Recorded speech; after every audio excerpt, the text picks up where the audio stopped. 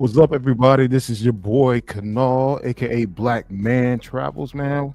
Happy New Year's to everyone who's listening to the show. If you're not listening, Happy New Year's. Uh, this is my first live stream of 2025. Your boy, I've been gone for a while. I was actually down in Miami for the past couple of weeks. Decided to do a big reset. Last year was a very interesting year, and I want to take the time to reflect how my year was in 2024 and the reason for me to go back home and just get my mind right. Decided to take the whole family back home to Miami. We spent about 2 weeks in Miami, Florida. So I was able to spend a lot of time at the beach, went to South Beach, Hollywood Beach, Fort Lauderdale Beach, and just really get the chance to really check out mentally. And sometimes we got to do that. Sometimes we're so caught up in just grinding away that we don't really take time to really just stop what we're doing and just reflect, reset, and just like get ready for the upcoming year. So just got back from Miami, Florida this past Tuesday, and it was snowing. Yes, today it's snowing in Atlanta, Georgia. And granted, I'm not a big fan of snow.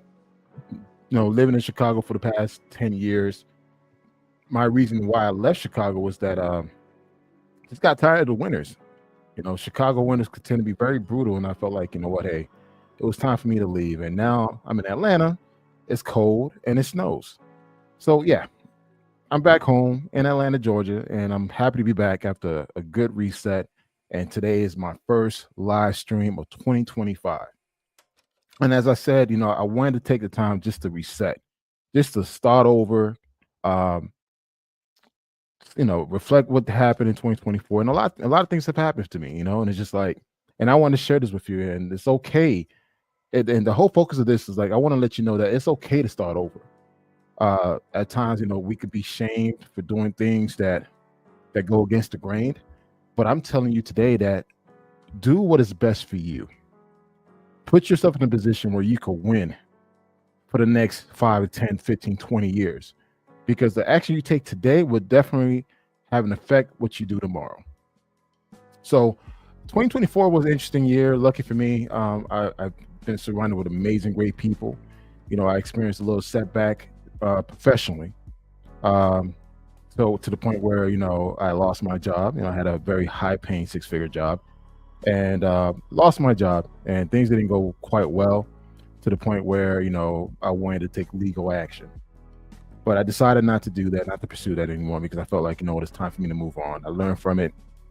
And now your boy is officially a digital nomad. Yep. I'm back in the contract world. I'm back to working remotely. And for the past year, I've been working in the office, going to the office, working with a team. And I have to say this, going back to the office was a miserable experience. Like literally. I never realized how much I hated going back into the office. Working remotely for the past 15 years working remotely for the past 10 years, including during COVID, I always feel like, I could get a lot done working from home, but granted, I understand that you have to go into the office. And now with all these new office mandates, requiring a lot of people in the professional within the tech field to come back into the office. So I was required to come back into the office for a year. And during that year, I have to say that was one of the most miserable experiences that I had. Like literally, I will sit in my car when I arrive at work, sit in my car for 10 minutes, mentally preparing myself for the bullshit I'm about to experience in that office. Then when I'm leaving the office, I will sit in my car for another 10, 15 minutes just to decompress the bullshit that I was experiencing. So guys, this is for a whole year that I was dealing with, to the point where I was being micromanaged. At a guy at my level, my experience, I was being micromanaged by a insecure person, a very insecure person, to the point where they felt threatened by me. So yeah, things weren't that great. And things happen for a reason. I was let go and I thought it was the end of the world. But guess what, guys? When you surround yourself with good people and you got a loving support family behind you, anything is possible. When you have great friends, anything is possible. And now I'm back to be working remotely. And guess what? I love it. I love it, man. I love the fact that I'm back working from home. I love the fact that I'm back to being a digital nomad after a year of working in the office. And although I'm not having no plans to travel right now, I think I shared this with you guys. I'm taking a year off from traveling. Yes, I'm taking a hiatus. And I'm going to just really take the time to take care of business home right now. So for the next 5 years, it's strictly about putting myself in a position where I could retire, where I could work remotely overseas. I've taken steps in my life this past year to put myself in that position where I could become a full independent contractor, where I'm literally working for myself. And I'm contracting my services to organizations, either be in the public sector or in the private sector. So again, I'm setting the stones in place where the next 5 years, by my 52nd birthday, I'm leaving this country. I already spoke this about my wife, to my wife about this. We'll put ourselves in a position where we're leaving. I'm leaving. So if it means temporarily where I don't need to travel anywhere particular, I mean, granted, I will start traveling again maybe in 2026, but for this year, it's strictly about setting the groundwork of putting myself in a position to leave the country in 6 to 7 years. I watch some of my friends doing it. I have several friends who are living a great life while overseas in Brazil, in Costa Rica, and Colombia. These guys are living amazing lives. They put themselves in a position where they could do that. Now it's time for me to follow suit. The big difference is I'm bringing kids with me. So I'm literally taking the whole entire family with me outside the US. I made that decision. I prayed on it. And that's my new focus. It's been great for the past 10, 15 years for me to travel the world. I've been to 6 continents, just to experience what the world has to offer. But also now I'm at a point now, it's just like, I want to put myself in a position where I could just retire. I'm 46 years old. I know I may not look it, but I'm 46 years old. Like, how much fighting do I have left in me? People don't understand, like, going to work, dealing with people bullshit. It's stress. It's very stressing. So now I'm thinking about what can I do to put myself in a position to win, but also to put my family in the position to win. So that's my new focus, man. That's my whole entire new focus, is putting myself in a position where, within the next 5 to 7 years, I'm out of here. And that means I have to take chances. I'm putting myself in a position to take chances, and I'm betting on myself. And one thing, and this is my encouragement to you, take the time to really figure out what you want to do out of life. And once you figure that out, do it. I don't care if you have no support behind it. If you believe in it, do it. Because there's nothing guaranteed but death. So all the things that you set down, you want to think about doing in life, just do it, man. You got nothing to lose. Trust me, last year I had nothing to lose. So I felt like, hey, this is my perfect time to pivot. Put myself in a position where I could, like, hey, I could do something completely different while still making money. While most of you guys know that, I have Black Man Travels website. This website, I had it for over 5 years now. This initially, when I thought about Black Man Travels, it was just strictly a blog site. But now, guys, I'm averaging about 60 new unique visitors on my site a day. This website is picking up so much traffic where I've even been contacted by news channels to do a special segment on on traveling, but I respectfully declined. And I'm the one that's always been not been too thrilled about being in the spotlight, but I have been contacted several times from news outlet to publication that wanted to do a special, and I felt like what I'm not in a great position to, in particular, to talk about Passport Bros. A lot of it was around Passport Bro content, and I felt like I'm not a spokesperson for Passport Bros, so therefore I'm not going to go out there and try to take advantage of this opportunity. So I just respectively declined. Yes, guys, I've been contacted by news publications, magazines, like asking questions about the whole Passport Bros, because they just Google, black man traveling, and my website comes up as number one in the search engine. Due to the fact that I've written so many blogs, somehow my little old website has become the top 3 search results when it comes to black man traveling. That's awesome. I like subconsciously did something that I didn't know was going to happen. My little old website became a top 3 search results around black man traveling. So now you have people visiting my website. I'm averaging about 60 unique new visitors a day. That's really good. Some companies don't even get that. And again, I'm not really even trying hard. I'm not really putting a lot of effort into it. So imagine if I decided to take this stuff really serious and take it to the next level.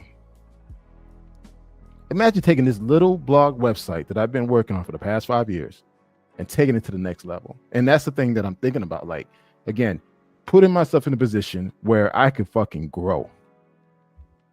This is something that I've done casually for the love of traveling, for the love of sharing information, for the love of just telling my story as a black man.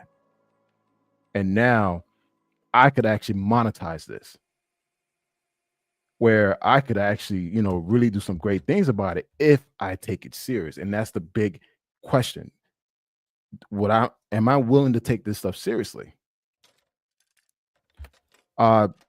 This website, if you guys have not seen my website yet, it's blackmantravels.com. Check it out. It's a lot of wealth of information.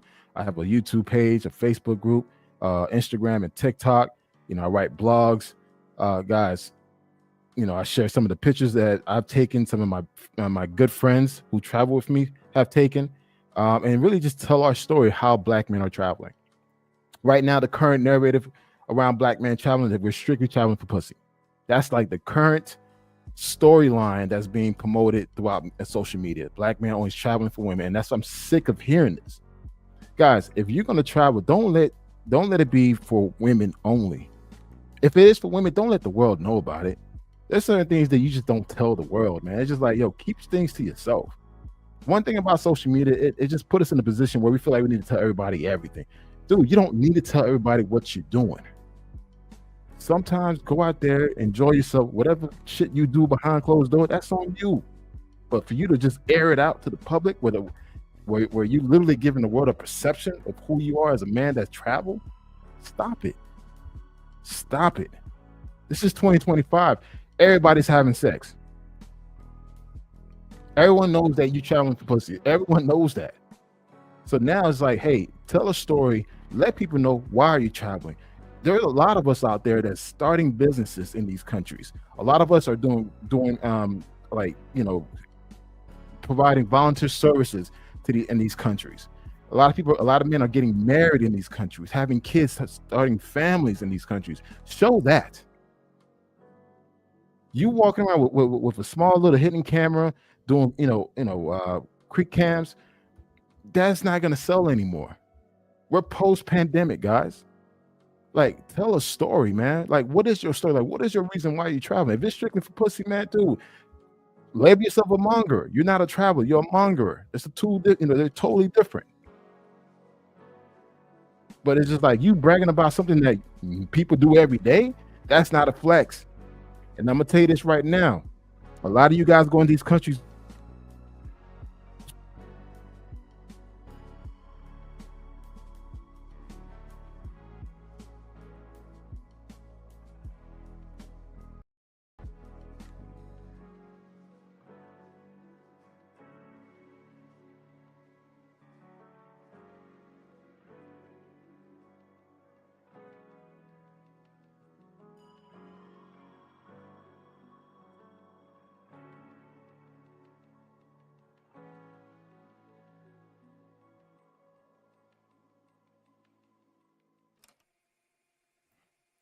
Can you guys hear me now?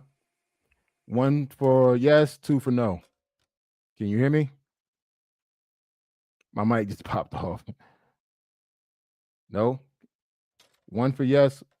Okay, awesome. Awesome, guys. Yeah, man. It's 2025, guys. It's time to switch it up. It's time to show the world why you're traveling. You traveling to find a wife is bullshit. We all know that you're not traveling to find a wife. You're not. You're traveling to find some cheap ass pussy. Is what it is. And you've told the world this for the past 3 years. Everyone knows you're traveling for cheap sex. Guys, it's time to stop telling the world what the hell you're doing. If you're gonna tell them what you're doing overseas, talk about all the positive things that a lot of us are doing. A lot of us are getting married overseas. A lot of us are starting businesses overseas. A lot of us are buying land overseas. A lot of us are doing a lot overseas. This whole thing about man trying to find a wife, that's all complete bullshit. And stop it. Stop it. You guys are not going overseas to find wives, man. And again, a lot of you guys going to these countries dealing with the lowest of the lows, and you're using it as a flex, and it's not a flex. You guys still can't hear me? One, can you guys hear me? Two, you guys can't hear me.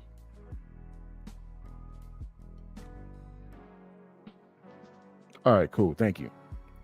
So guys, I just wanted to say, like this whole Black Man Travel website is actually growing. My YouTube channel is starting to grow as well. One thing is, like, again, I've really never taken YouTube that serious, but I've created a lot of content over the years, man, guys. This is all my content. I'm not using third-party video. This is all mine. This is places I've been to, experience that I had. This is all of my content. And it's been amazing experiences to travel the world and share some of my experience and, telling my testimony. And one thing I want to do with this channel is I want to continue to do that. But I know that for the next year or so, I'm not going to be traveling because I'm strictly focused on putting myself in a position to relocate in the next 5 to 7 years. But I will be doing a lot of video reactions. Lately, I've been sitting back watching a lot of content creators just giving a lot of misinformation. And I feel like, you know what? I could jump into this YouTube realm around to do reactions. Reaction videos tend to be a lot, very lucrative, and it draws a lot of attention. I say, why not just react to a lot of you travel content creators? You can't say I haven't been anywhere because I've been more places than most. So why not just go ahead and react to some of the foolishness that I see on YouTube or some of the misinformation that's being shared? So I'm going to start doing that. I'm going to start reacting some of you YouTube travelers. I'm going to look at your content. If I see there's a hole where I could take advantage of, I'm going to take advantage of it. If you give me information to the audience, I'm going to do a reaction video on it. I just feel like it's just right. I'm an OG in this travel space. Why not just go ahead and make a reaction about these content creators of providing misinformation content or just bullshit content? So, yeah, I'm gonna start doing that. I feel like, hey, I'm not gonna be traveling for the past year, this year. So why not create more content around traveling by reacting to other YouTube content, especially the ones that are giving bullshit information. And right now, with the current space of the black male the current space within the black male travelers is very, I'm trying to be positive here, man. It's trash. The black male travel space is trash. I said it. It's trash. We have sucking so low to the point where we're not really showing travel anymore. We're now beefing on live streams. We're now pulling up on people to fight. We're now like getting robbed during a live stream. This is what the black male travel space has become. This is what our forefathers in the travel space, that encouraged us to escape the matrix. But you guys are taking the matrix with you. You're bringing the fuck shit attitude with you to these countries. You're pulling up on other people in these countries trying to start a fight. You go into these countries making dumbass decisions, smoking weed, doing shit that you ain't supposed to do, that things you don't even do in your own country, you do in that particular country. So why not do better? If you guys to be, consider yourself a veteran within this space, or to consider yourself an expert, show better, do better, man. Show what people need, show what people want to see. Because I'm gonna tell you this right now. When it comes to travel content creation, content information, I don't get it from other Black travelers, man. I don't. And that's a damn fucking shame. So many of us traveling, but yet if I'm looking to go to Ecuador, if I'm looking to go into Argentina, or if I'm looking to go into fucking name a wild ass country I haven't been to, like one of those Afghanistan's, whatever countries, I'm not gonna get it from a Black person. And that's sad. That is fucking sad. And it's just like, our traveling content focused on 4 countries, which is okay. I don't have a problem with these 4 countries. They are Dominican Republic, Colombia, Brazil, and Thailand. And even within those 4 countries, you guys stay stuck on stupid on Sosua, stuck on stupid on Populares and the Clock Tower. You guys stay stuck on stupid on Copacabana, which is Postal 5 Beach. Because trust me, you guys don't know anything else beyond Copacabana, Postal 5 Beach, and Mabs. That's it. And Dolce Vita. That's all you guys know. Then when it comes to Thailand, all you guys know is Pattaya. That's it. With all of us traveling, why we're not spreading our wings and going new destinations? If you consider yourself a veteran in the game, explore. Why you keep going to the same watering hole, showing the same shit that everyone else is showing? And that's why, to me, I consider the Black male travel space trash. There's only a few brothers right now that's currently doing their thing. Dude, shout out to Baba World TV, man. I love this dude character, man. This is one of the few guys whom I met twice. I met him in DR and I met him in Brazil. Cool brother, great content creator, great information and sharing. This guy gives great information. I'm a huge fan of his work. Shout out to No Excuse. He's doing his thing. Shout out to it's J Cloud with showing all the nice, lovely real estate that he normally stay in. Shout out to BMT. Shout out to BMT, man. He's doing his thing. I'm a little disappointed what happened in Pattaya. I'm like, bro, that should have never happened, especially a guy like you. But shout out to you, brother. Your content has grown so much, where I've become a fan of your content. But beyond these guys, that's it. There's no one else. Everyone else is jumping on live stream, beefing with each other, want to pull up, want to fight, talking about the same dusty females that everyone is smashing. It's like, come on, guys. This is what traveling is about. Where I know for a fact that there's a lot of brothers out there right now that's putting in work, that's out there living their best lives. Shout out to Marty McFly out in Brazil. He's doing his thing. He's not sitting on the couch and just telling a story. Marty McFly in Brazil is actually showing real content, learning the language, learning how to speak the language, going out there and really creating great content. So I'm challenging you, all you so-called veterans of this travel space, to show what this traveling is all about. I'm out the game. I'm a married man. I got a 1-year-old. Shit, I got, listen, I got 4 kids, man. I got a 21-year-old. I got a 13-year-old. I got an 11-year-old. And now I got a 1-year-old. I'm out the game. So for me, I'm going to sit on, like this year, I'm going to sit on the sidelines and watch you guys. And if you guys do anything crazy, anything stupid, I'm going to do a reaction video on it. Yeah, I said I'm going to do a reaction video. No one is exempt from it, because I think this is going to be my bread and butter, making reaction videos off of y'all dumbass content. So again, I'm hoping the Black male travel space does clean up their act. Let's tell a better story. Let's tell a better story of why we do things, why we travel in the world. If you are looking for a wife, do not go to the pros destination. You're not going to find a wife in Medellin, Populares. You're not going to find a wife there. You're not going to find a wife in Sosua. You're not going to find your wife at the Clock Tower. And you're not going to find your wife at the damn red light district. You're not. So stop telling the world that you're looking for a wife. You're trying to find a woman to be, fit, friendly, and submissive. You're not going to find that.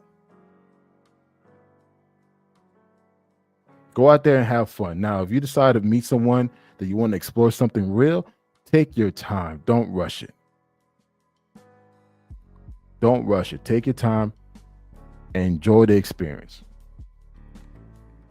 So, again, the black male travel space, I think there's a lot of room for growth. Let me stop sharing this. There's a lot of room for growth within the black male travel space. If you are going to continue to travel to these four countries, which is the Dominican Republic, Colombia, Brazil, and Thailand, there's an opportunity for you to still create great content in these countries. The only thing you need to do is spread your wings. Try other areas. Stop going to the same place, man. These countries are so big. I mean, Dominican Republic is huge, guys. I've been to multiple provinces, multiple cities in DR. I've been to multiple cities in Colombia, multiple cities in Brazil, multiple cities in Thailand. I only been to Thailand one time, but within that one trip, I spent 21 days in Thailand, visited 5 cities in 21 days. I seen a lot more and I did a lot more than any traveler who's been to Thailand. Shit, I've been to more places and done more than dudes who actually live in Thailand. And that's a fact.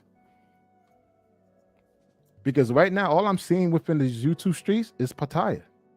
I don't see Bangkok. I don't see Chiang Mai, Chiang Rai. Shit, I don't see Phuket. All I see is Pattaya content.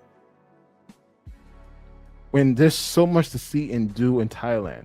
When it comes to Brazil, I don't see Bahia. I don't see São Paulo. I see Copacabana, the beach. That's it. I don't see anything else. Shit, even within Rio, I don't even see Monteria, where Black Rio is. I don't even see that type of content. Going to Dominican Republic, all I see is Sosua. That's it. I don't see Santo Domingo. I don't see Santiago. Shit, I don't even see fucking Punta Cana. I mean, now I'm starting to see Punta Cana, but I don't see any other regions. I don't see Monte Cristi. I don't see Cabrera. I don't see Nagua. I don't see Banao. I don't see La Vega. I don't see Constanza. I don't see none of that. Even going to Costa Rica, you guys going to Jaco Beach, I don't even see Limon. I don't see other areas. This is where we as travelers could actually spread our wings and see other places. Listen, if your reason for traveling for women, you're going to see women all over the place. But if you're looking for an adventure, you're looking for an experience, you need to move around. You can't keep going to the same watering hole. If you really want to grow your content and grow your travel experience, you have to go to other cities. You have to. Again, if you want to stay in these 4 countries, go to other places. Shit. What I think about South Africa. I've been to South Africa, and I only been to South Africa one time. But guess what? In that one time trip that I've been to South Africa, I've been to 3 cities. I've been to Johannesburg, Durban, and Cape Town.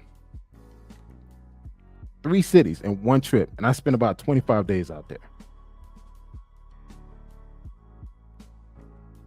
So again, you could actually go out there and create some amazing content or create some amazing experience by simply doing your research and spreading your wings, man. Now, if you want more time to travel to these countries, put yourself in a position to do that.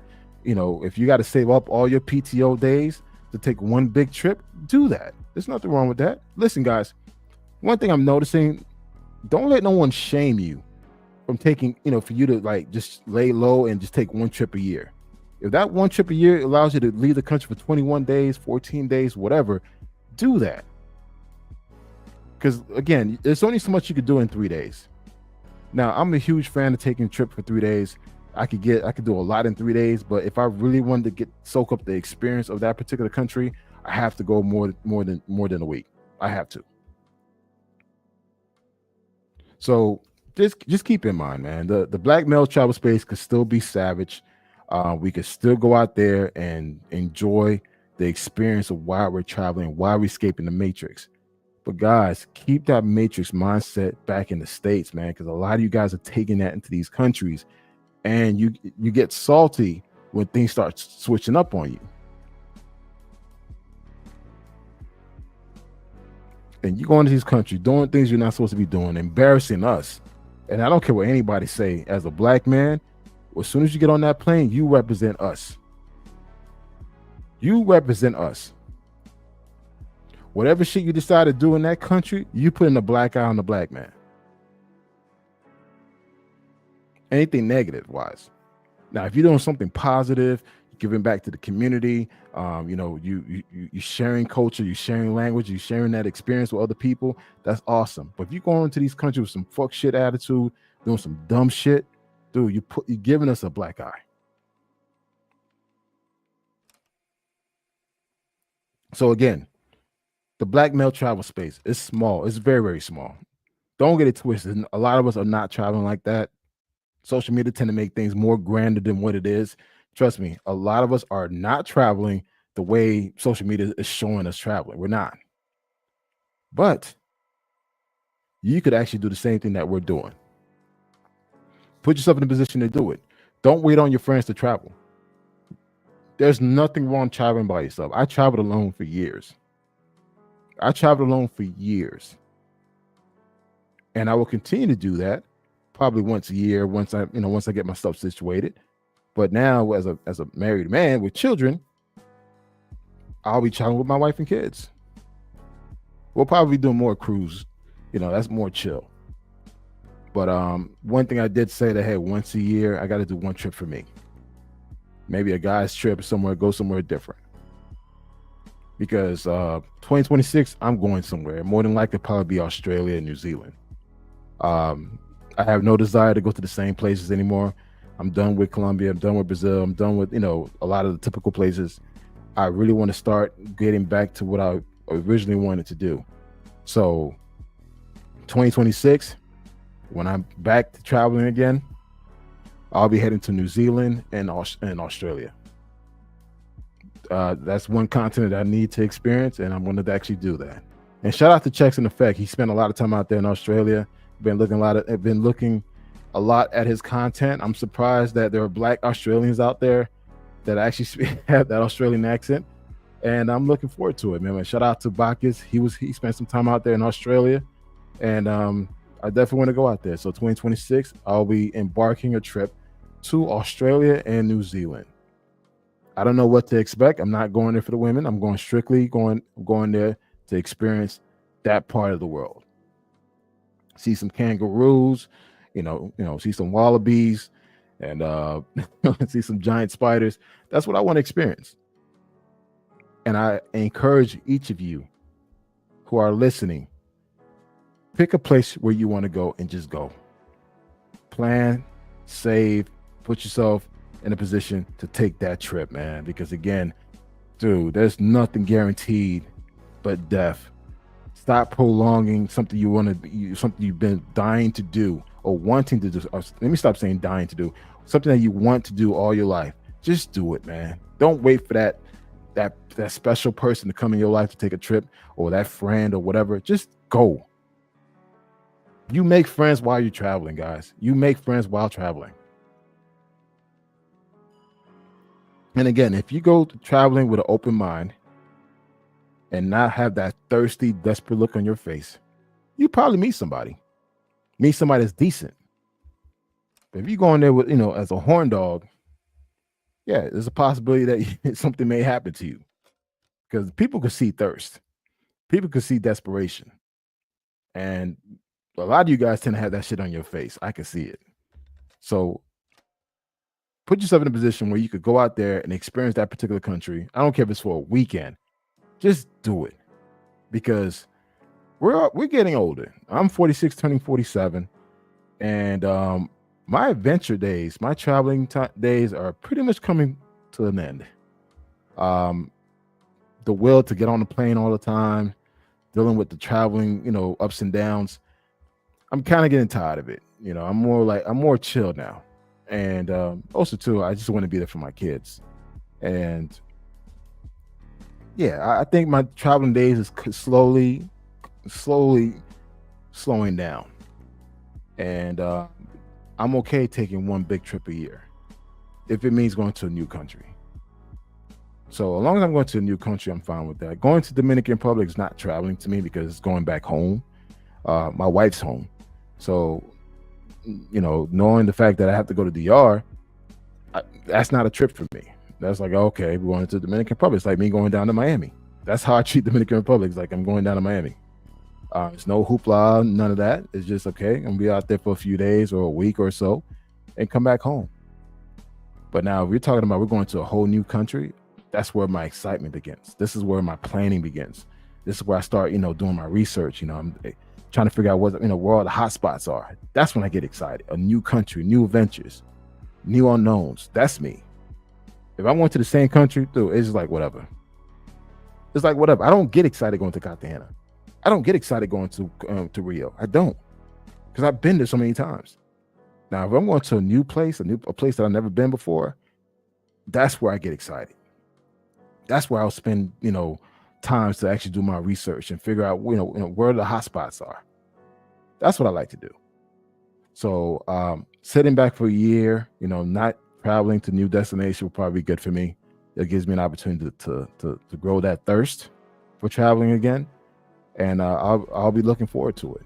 So again, the black male travel space has an opportunity to clean up the mess that they cause by really telling their story. Stop letting people tell your story. Stop showing the bullshit of traveling. Stop getting drugged and robbed and recording it. Like, stop it, man. It's just like, dude, we're like 3 years, 4 years removed from COVID. Like all these clickbait videos, it's time to grow. But at the end of the day, it's your time, your money. I can't tell you what to do with it. But I do, if you want to experience the travel experience that I've experienced, you got to take a chance and really do something different. So that's my outlook for the black male travel space. I think you can still travel to these 4 countries that every black man loves to go to. But all I say is go out there and experience a whole different atmosphere. Try a different city within those countries. There's a lot to see and do. A lot. And don't believe all the hype you hear on social media. One thing I have to say this, and I'm speaking as an uncle. Turn off the internet. Put the computer down. Put your phone down and go out and live. A lot of you guys stay on these live streams for hours every fucking day. Listen to these goddamn stories, people bitching about every little thing, and you're not going out there living your life.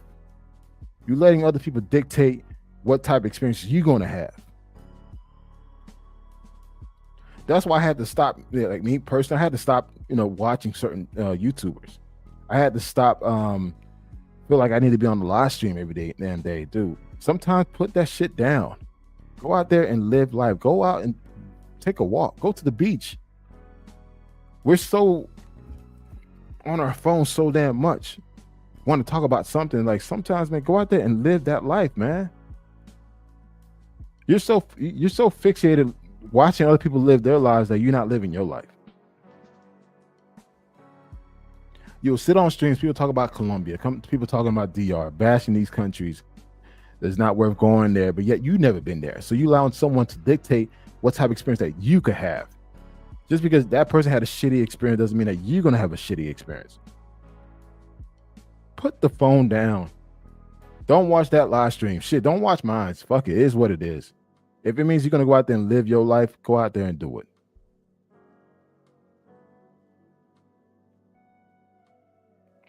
It's 2025, guys. 2025. What are your goals? What is one thing that you want to do, you've been trying to do, you never done it, but because you've been too afraid to do it? You're so collective mindset that you feel like you can't do nothing alone. If you always thought about starting that business, if you always thought about doing, picking up a new hobby, or thought about traveling, just do it, man. And another thing, guys, Don't let no man, especially a jaded ass dude, det- um, deter you from finding love. Love is still out there. You can still find a genuine person out there that cares about you, that will love you, that will be there for you. Don't think that every woman's out to get your goddamn money. Don't think that every woman's out there to hurt you and put you on child support. I mean, come on, guys. There's still quality people out there. If you're looking for that, that's something that you really, really want. Put yourself in a position emotionally and mentally to find it. You can't find love being jaded. You can't find love being scared. But also don't be stupid. Don't leave with your dick and don't leave with your wallet, because that's gonna get you hurt or put you in a position that you may regret. But if you want to find something that's genuine, that is true, put yourself in a position to do that. Whatever hurt that you experienced in the past, let it go, man. It's been 10 years. Let it go. So that's my thing, man. It's just like, again, a lot of guys are so anti-relationship this and blame the woman for that. Look, it's 2025, man. Move the fuck on. If you're done with American women, if you're done, don't want to deal with them, why continue to talk about them? Why? Now, if this is a unique topic that revolves around relationships, yeah, we could talk about it. But if it's constant everyday bashing or just talking about the ill wills, it's just a pointless, minute conversation. If you're so-called done with American women, don't stop talking about them. But also, too, don't go overseas fucking with pros and feel some type of way that she was just using you for your money.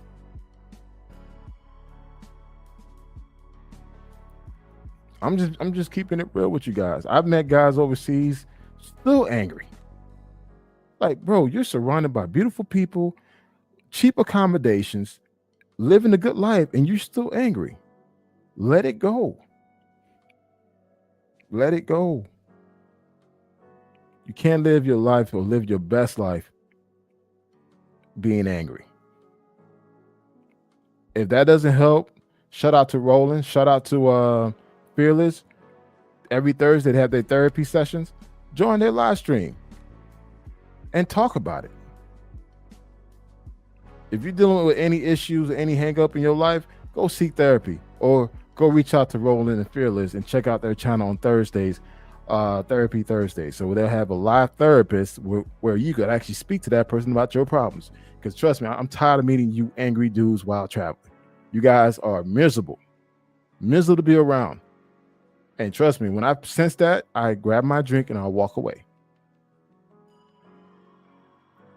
So again, shout out to Roland, shout out to Fearless. They have their Thursday therapy session with a live certified therapist. If you got any issues, any hang up, join that live stream and speak to that therapist. There's no need for you to continue to walk around mad, especially while traveling, and especially around being around a bunch of beautiful women. And you still angry? Nah. Shout out to Roland. Shout out to Fearless, my fellow co-host for the Lion Den every Friday. Yeah. So, anyways, man, it's 2025. Your boy is now back to being a digital nomad. Also, too, I'm proud to say that I've become a certified federal government contractor. I'm fully certified, so now I can start getting myself some contracts. And 3, bro, shit, I'm a happily married man. Like, I can sit here and say that I'm happy to see my wife. I'm happy to see my kids. And I'm happy to be blessed with loving people around me. And great friends. Made up some real great friends over the years, especially last year. And I realized, like, yo, guys, you could continue to meet good people, man. Like, really if you really want to meet good people, allow yourself to meet good people. I can't say it enough, man. This whole thing, being alone, being by yourself, is not cool, man. We're not designed to be alone. We're not designed to be by ourselves. You need to have a community around you. Even as content creators, you want to have a community around you.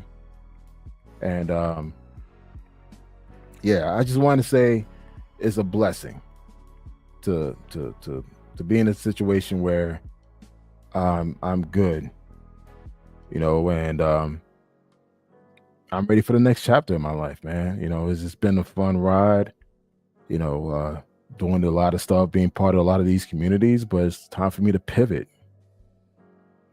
man, and find my own little unique lane and ride it to the sunset. And I wish you guys do the same. Find your peace, find whatever it is that you like to do, and ride with it, man. It's just is what it is, man. This whole thing about women dying alone, men are dying alone. A lot of men are dying alone. A lot of men are dealing with health issues, and a lot of men are dealing with a lot of men are now committing suicide. It's a lot of things that we don't talk about that we need to talk about, especially amongst black men. But we allow our egos to get in the way. And it's like, we always feel like we got to talk about women all the goddamn time. There's so many other issues that we're dealing with that we need to talk about. It's great that we're traveling and we're doing all this fun stuff, but let's also take the time to fix us.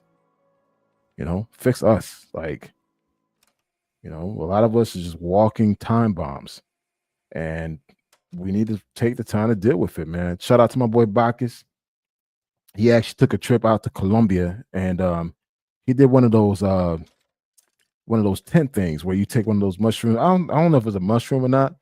And it's one of those places like you go into a hut and you take something, you start seeing things.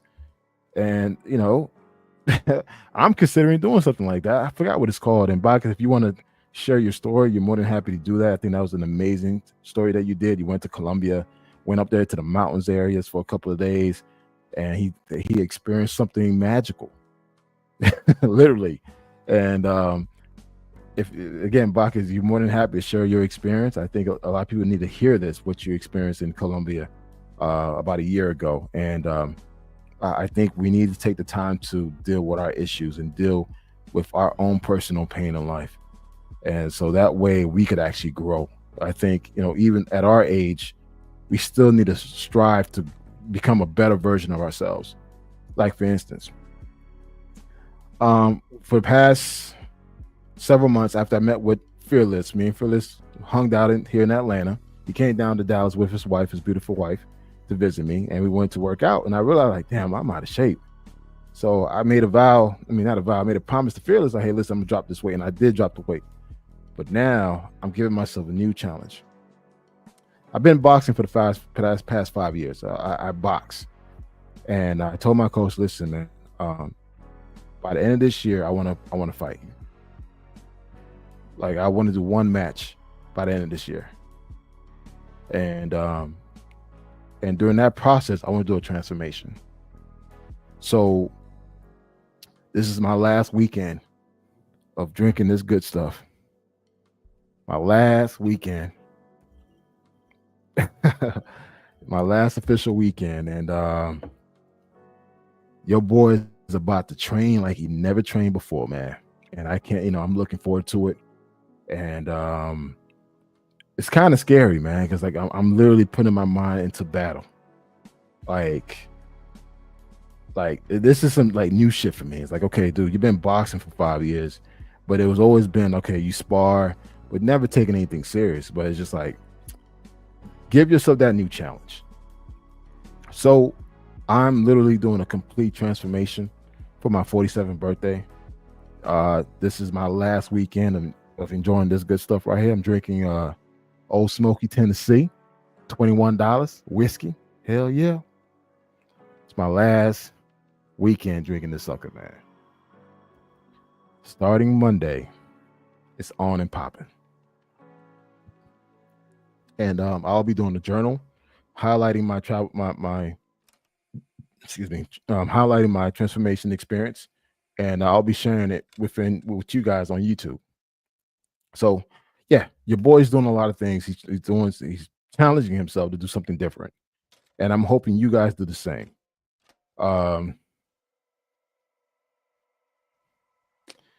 uh, well, I don't get it twisted, bro. I can still, yeah, bro. You don't want no part of me, man. But trust me, um, I've been sparring for quite a while. I mean, sparring is different compared to you going to an actual fight. You know, so this is, and plus I'm a heavyweight, so yeah, we hit harder.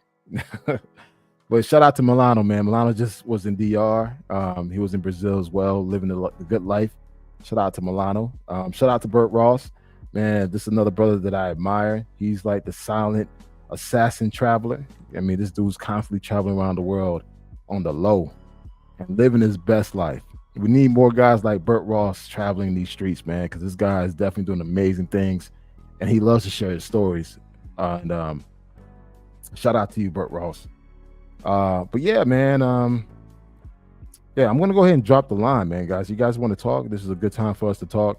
Again, guys, this is my last official drink for the next 5 months or so.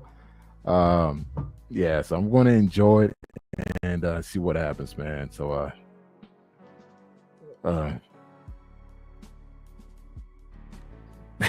hey, Milano, crazy, man. Black man child, you're probably out of my weight class. You need to go against Nagnesi instead of getting guys smaller than you. Nah, man, dude, I want guys my size, man. I'm a heavyweight. It is what it is. So it's like, I think Nagnesi is a lot smaller than me too. So, but yeah, man, shout out to all you guys, man. It's just like, this is the time. The year 2025 is the year for us to challenge ourselves. Let's challenge ourselves to do better. You know, let's challenge ourselves to break the mold. You know, this whole mold, this perception that has been given to us for the past year,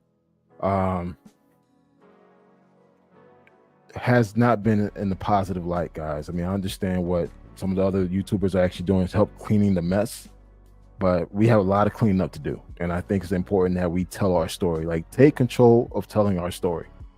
A lot of us are not traveling for that particular reason. A lot of us are doing amazing, great things.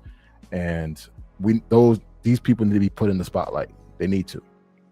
So again, that's my take on the whole black male travel space. This is what I think that's going to happen. I think a lot of guys will continue to travel to the top 4 countries, Brazil, Dominican Republic, Colombia, and DR. That's not going to change. But I think more guys going to explore other cities within those countries. More guys will continue to go and learn about these places. And I'm hoping that the drugging and the robbing will stop. But sad to admit, I think more of that's going to happen, because a lot of them are going there not educated on what goes on in these countries. They just see what they see on social media and just pulling up, not understanding that once you get on that plane and you'll go to these countries, you are now prey. You're not the toughest of the toughest anymore. I don't care if you're from New York, Chicago, Louisiana, fucking Atlanta, Miami. You're a tough guy in your city, but you're not a tough guy in their city or in their country. You are food. And trust me, they will not hesitate to take you out. You understand me? You may be a tough guy in your little city, in your own little neighborhood, but once you get on that plane and you arrive in these countries, you are now food. You are now prey. And you have a bunch of predators looking at you. So check your ego. A lot of you guys like to travel overseas, carrying that arrogance, thinking that you're better than them, or you want to talk to them in any type of way. Understand this: you could get got overseas. Real talk. So check your ego when you get on that plane, thinking that you could go out there and say and do what you want. Because trust me, if the street thugs don't get you, the police will. And the worst you want to do is get arrested in these countries, because they will literally financially drain your ass. And that's a fact. So keep that in mind, man. But I'm gonna go ahead and drop the link, man. And if you guys want to join the conversation, you're more than happy to do that. Again, this is 2025. I'm hoping that we change the story and how we do certain things, and go out there and live your best life, man. It's something you've been trying to do all your life. Go ahead and do it, man. I could share this with you guys, man. Started my own consulting company. Let me show it to you. Started my own consulting company called Always On Marketing Solutions. And let me take this down.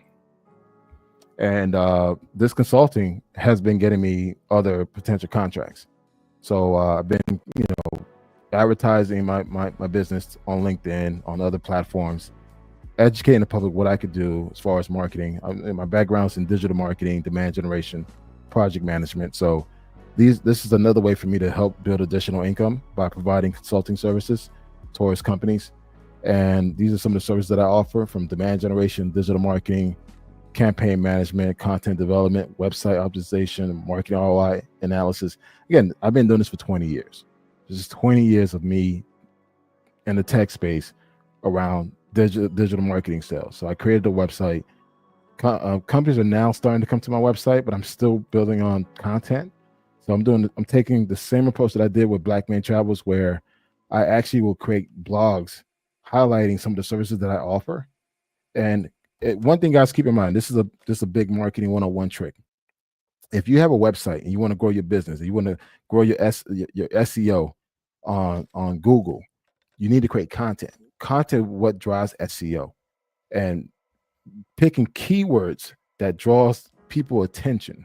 So what I do, I purposely will create these unique blogs around certain keywords that are growing within the search engine.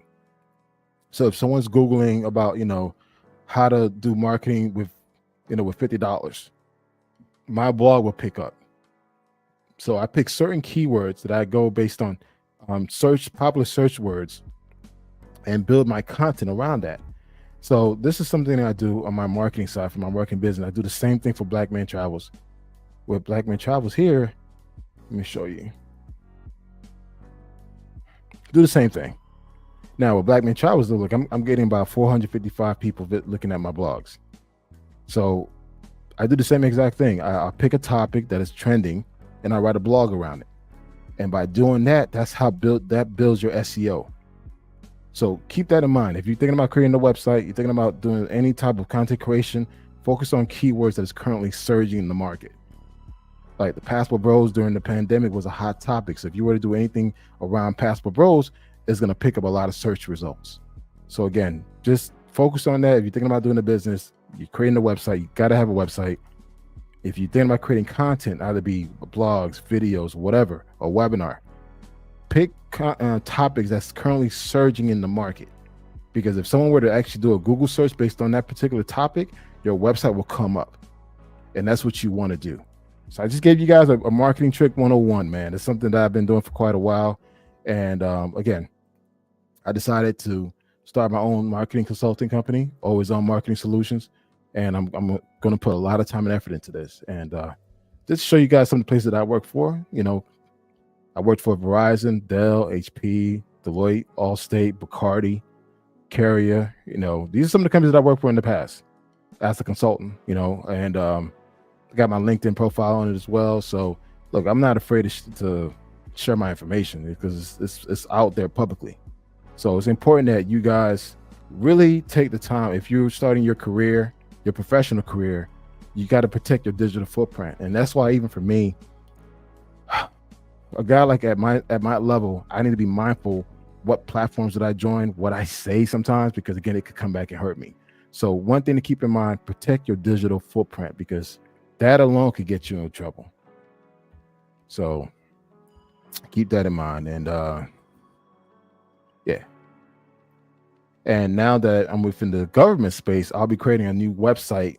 So I'm going to have 3 websites. I'm going to have my Black Man Travel website, my marketing consulting website. I'm going to have my government contracting website.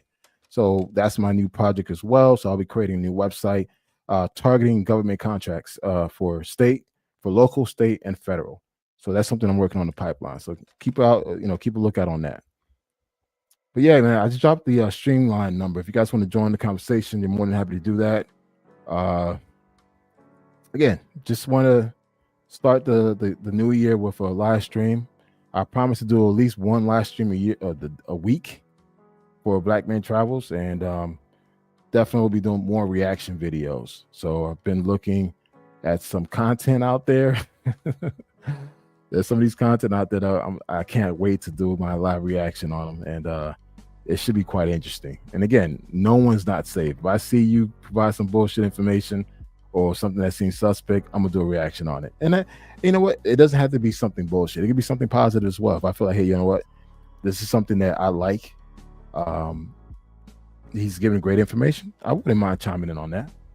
So definitely, that's the plan. And that's it, man. See, guys like this, right?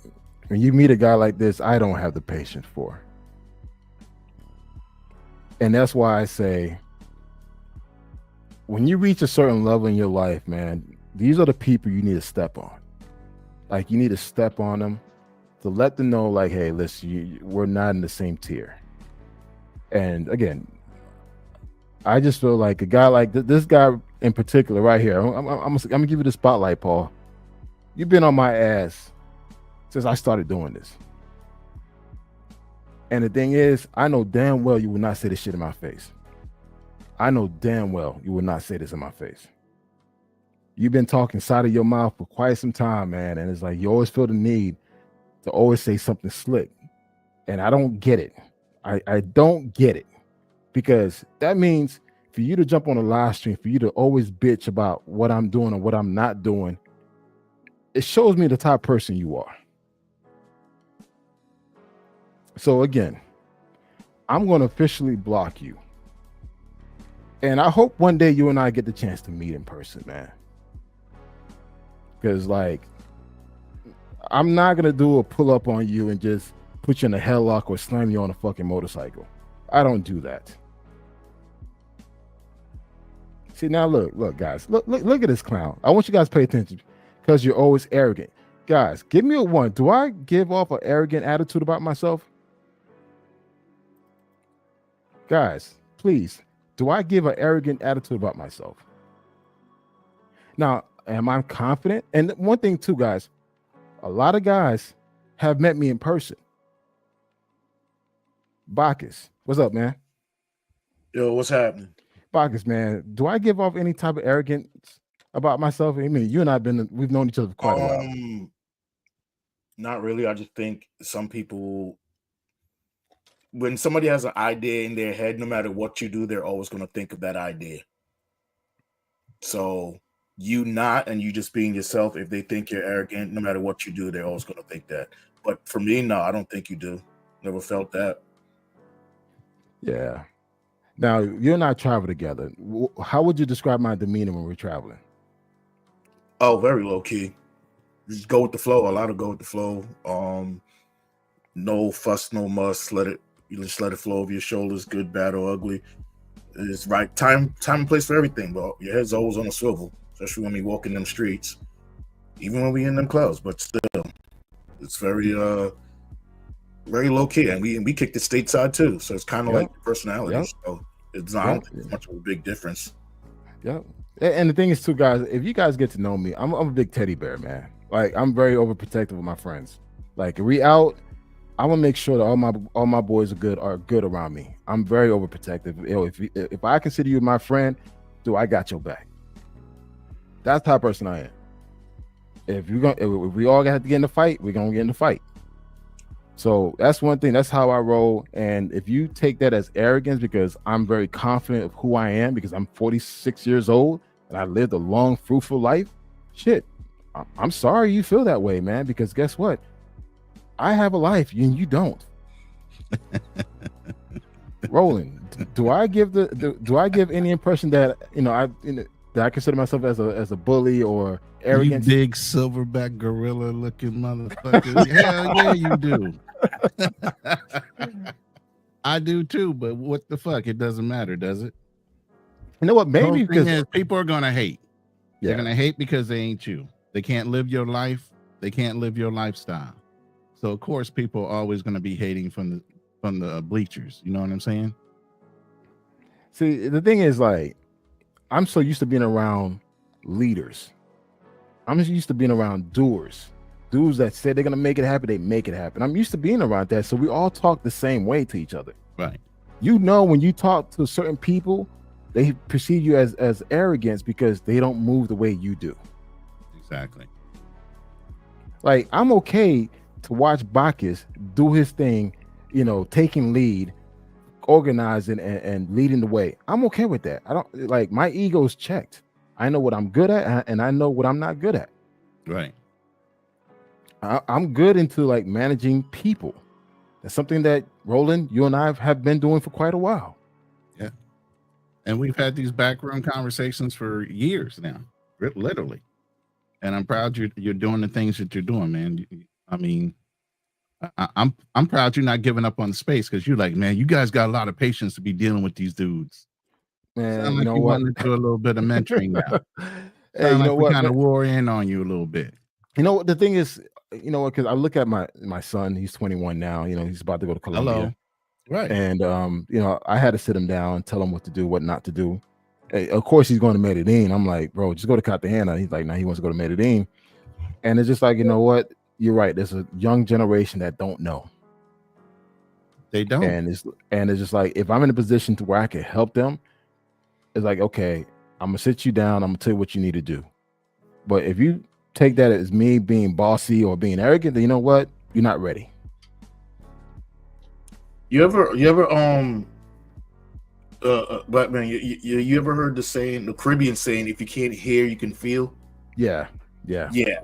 That's what I think with these young cats now, man. They want to believe everything on TikTok. They want to believe everything here, there, and everywhere. Yeah, go ahead, man. If you can't hear, you're gonna feel. Let's just hope you're able to feel again next time, and it's not the last feel. You dig? So I just let them do what they do. Some people you just can't talk to, man. Yeah, man. But it's all good, man. It's like, again, I don't take it personal. I just feel like, again, I've been doing this for quite a while, almost 20 years now, traveling the world, been to multiple continents, and I feel like all I'm doing now is passing the baton. That's all I'm doing. And if you take that as a form of arrogance, because I'm confident who I am as a man, and I have receipts. I know a lot of you guys don't like that shit. It's like, hey, that's one thing other content creators, they can't say shit to me. It's like, hey, yo, you know what? Kennard does this thing. Because there's a lot of stuff that I don't show on YouTube. Bacchus been there. Bacchus seen some things. I ain't seen nothing. Yeah. Johnny, I ain't seen nothing.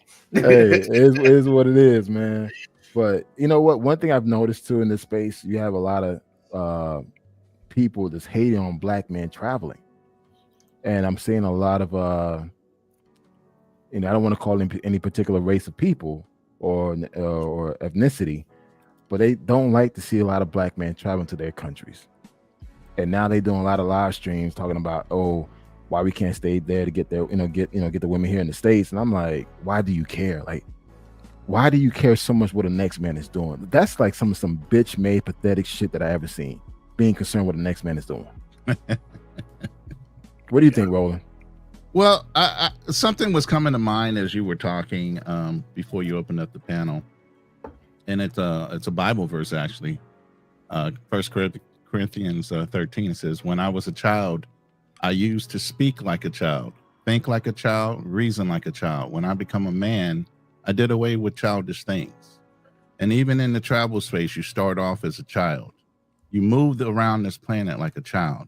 And like I was saying before in a lot of other panels, as we get older, we should be showing the younger generation as they're coming into the space what the older generation should be migrating into.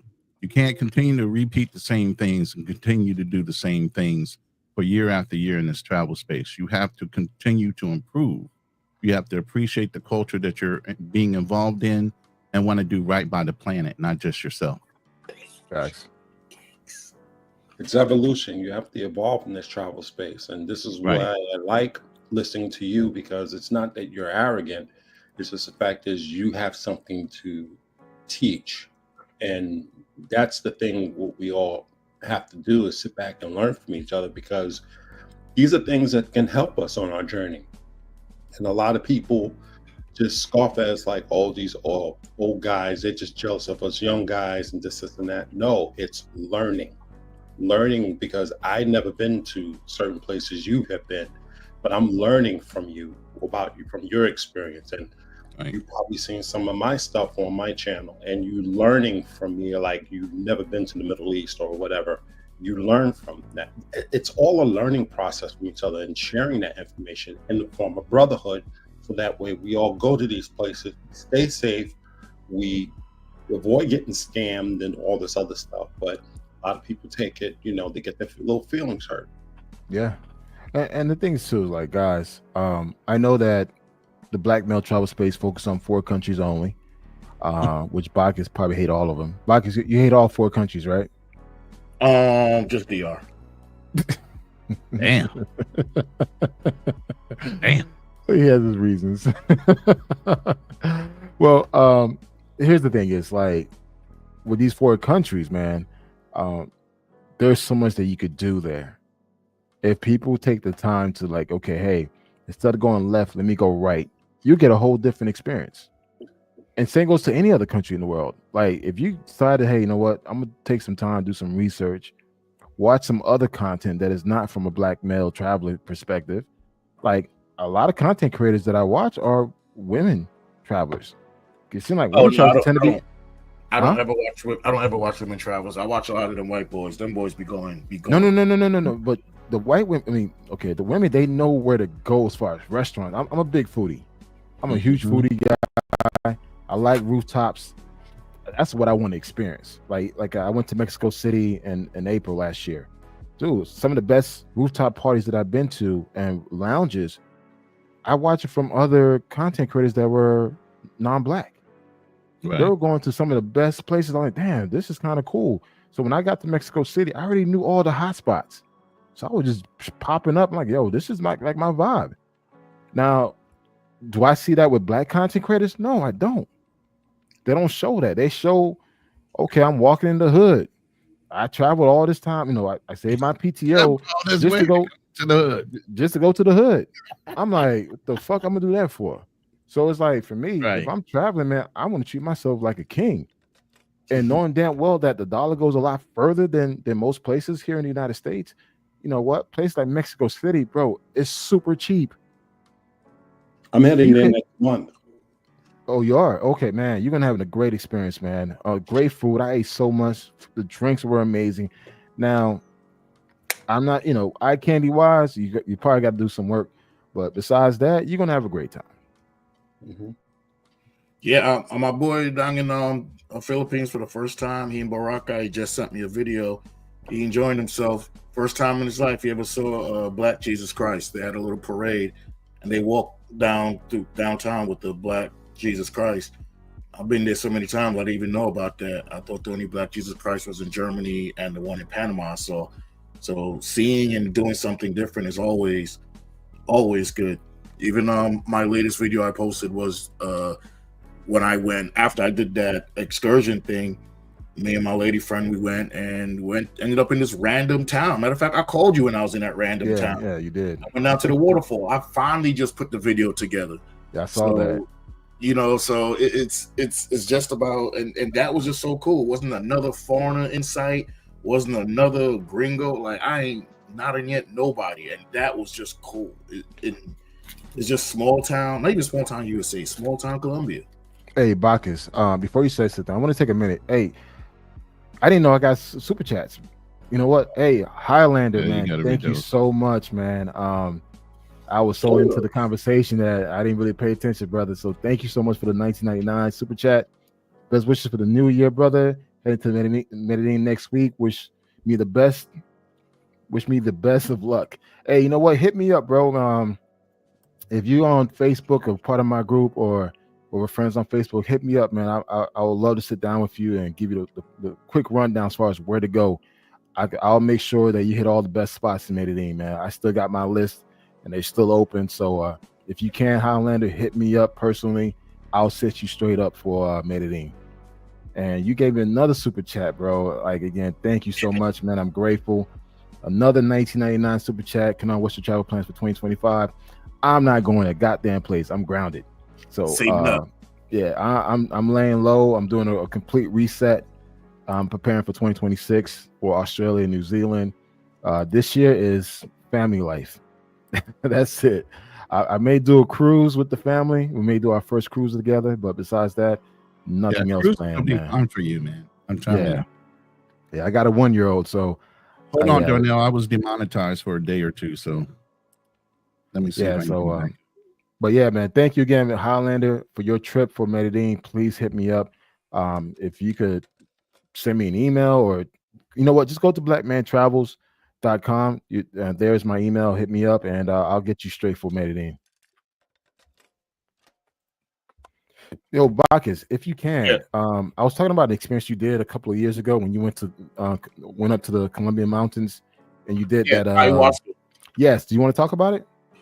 I actually made a video right when I got home, and I need to find said video because that will be the most precious recent. But in general, there's rules to follow before you go. Wait.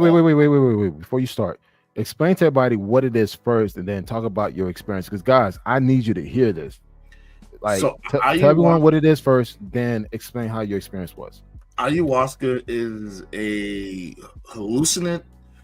Are you doing like peyote, like the Indians do here in the United States? Right. Is the but it's illegal stateside. Mhm. But they do it here, but I wouldn't do it. Anyway, ayahuasca is this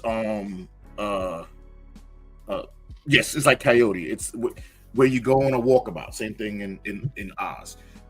It's you hallucinate. But you're going into the spirit realm for real. That was woo. I never experienced anything like that. You just see shadows of people around you, not in a harmful way, but they're just on their own path. Everybody there's on their own path. You can't really make out faces or anything, but you're hallucinating. And they tell you, I ain't gonna lie, I was so knee deep into it, I forgot to breathe. They had to keep on telling me and reminding me to breathe. Yeah, they do. You can't drink water. They give you a very little bit of water, but let me tell you, that helped me a lot in a lot of the issues I was dealing with and a lot of the traumas. I had a memory unlocked that I had completely repressed. I didn't know if it was a dream or memory until like a few days later when I got back home. I asked somebody about that, and they kind of was like, "You remember that?" I was like, "Oh, so that shit was real." So, it helps you with whatever trauma, issues, etc. you have. The stories the shaman and the people running it tells you is bonkers. You're not allowed to have your phone, which I'm fine with. You put your phone away. It's an overnight experience. It's literally about 8-10 hours. You're outside. This particular place I went to, you're outside. They're singing, they're chanting, they're blowing tobacco in your face. They're brushing you with like these leaves and more with the guitar, and they're singing all in Spanish. And when I tell you, when you go through that experience, from my experience, everything is connected. I don't know if anybody's familiar with the movie Watchmen. Anybody seen that? Oh yeah. All right. So when Dr. Manhattan was talking about everything is happening all at once, Yeah. I totally tapped into that. I'm having an experience, and I can pause that and go have a different experience, all while leaving my mind. Go do that and come back to that other experience, and it just like I never left. I saw people I haven't seen. I reached out to some people. It was deep. I learned a lot of the reasons why I was having a lot of my problems. So it helped me address issues. God damn, you got a big ass super chat there, Kenneth. Yeah, I see that. Darnell. Hey, shut up. Hold up. Take that. Hey man, I'm over here blushing, man. I'm asking too, man. Yeah, man. Late Merry Christmas and late Happy New Year to the show. I'll match at Roland, but super chat option isn't showing. So I guess Roland, you're gonna expect 100 on your end, man. Yeah. Oh man. Yeah, man, I got demonetized. They kept on thinking the content we were putting out was being copywritten, even though it was all 4 of us on a panel at any given time. It could be 3 or 4 people. They would give it to the first person and say everybody else copywritten. So it was stupid. I got it released, but it's gonna be a second before my button comes back up. Okay. All right, man. Hey, no, I want 1 second, Bacchus. I want to say, listen, man. Look, when I started this YouTube channel, man, I remember I was very shy, nervous, in the dark, with hiding my face, and to now having this live stream and growing so much with Roland and Fearless and some of the other guys. I just want to say, donation or not, thank you so much for just believing in my content, watching my content, and just wanted to say thank you to everybody, man. Like, this YouTube thing was strictly for fun. It was strictly for us to come together and create our own little bar and just talk. And I created a community, man. I met some real great people through this YouTube thing, through the travel streets. And again, just thank you so much, man. And for all the donations that I've gotten, thank you. I really appreciate it. I'm blessed. And again, thank you. Like from the bottom of my heart, thank you so much, man. Thank you. Go ahead, Bacchus. Yeah, like I said, there's rules to this before you even go out there. You can't eat meat for a week. They suggest you bring a pillow and a yoga mat, and a blanket or something. It is one hell of an experience. I would highly suggest bringing in a not sombrero. What's that big thing that you wear in Mexico? Sombrero. No, not the hat. The thing that just God damn, I forgot the name of it. You know what I mean? You can all say the same things. Is that the sombrero? The sombrero's the hat, right? Yeah, man. Yeah, sombrero, man. Yeah. Sombrero. Think Clint Eastwood and he just pulls out 2 guns. What's that? Holster with the guns? No, over your shoulders, and it's like a big carpet over your shoulder. Oh, you're talking about the fabric. Yeah, you see, you can't remember the poncho, name. The poncho. Like a fabric poncho type of thing? I highly suggest bring a poncho. There's other reasons for that, but bring a poncho. Hey, Darnell, it's active now. Sorry, brother. Bring a poncho over there. I appreciate you. You're going to need it. You active? I am active. I had to reactivate it. It's reactivated. If you refresh the window, it should pop up at the bottom again. Hey, Darnell, thank you, man. I appreciate that. I really do. Yeah, man. Thank you. Man, Darnell is solid, man. Solid brother. I appreciate you. We got the global. I might make you a mod if you give me that kind of money. Shit. Yeah, man. Me too, man. I have to make you a mod, man. But I just got to be more consistent. You be the first mod that. Hey, wait a minute. I can't even be a mod on Black Man Travels Town. So if he gives you a goddamn wrench, I'm like, God damn.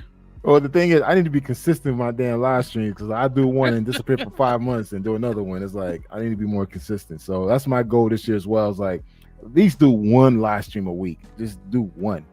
So well, I mean, you do the Lions Den, but you need to do your spinoff, right? You do need to do your channel stuff too. Yeah. You know, I know me and Fearless have a couple different shows that we do together, the Hit and Run, Thursday Night Therapy. And then we're going to do a special Lions Den tomorrow because we're going to react on the millionaire and his Filipino wife. So you guys need to definitely tune in tomorrow night because we're going to do that whole thing. I got some smoke for that. Yeah, definitely. So, Darnell, what's your thought on the whole black male travel space, man, and the global spinner? What are your thoughts on that as well? Salute to everyone, man. Thanks for having me. I think it's toxic right now, really, to be honest. I try to veer away from it as much as possible.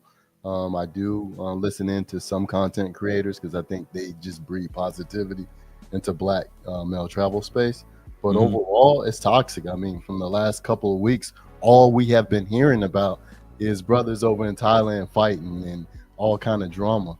And so for me personally, you know, I work, you know, I'm in the education field. So I just try to focus on positivity and what I'm doing in my life, and all that other stuff, I leave it out. So yeah, and another shout out to Darnell. He sent Roland a super chat of $100, man. Let me say, Darnell has been a huge supporter of our channels, all 3 of our channels, between myself, Fearless, and Black Man Travels. We really appreciate you, bro. So happy New Year's to you as well. I know you don't have a solid date yet when you're going to your little rendezvous. Have you got an update on that since you're live on the panel tonight? Darnell? No. Nah, he's going to play him out right now. Yeah, he probably. Yeah, but Spinner, I totally agree with you. I think and I kind of just had to say this is that it's trash, man. It's trash. Can you hear me now?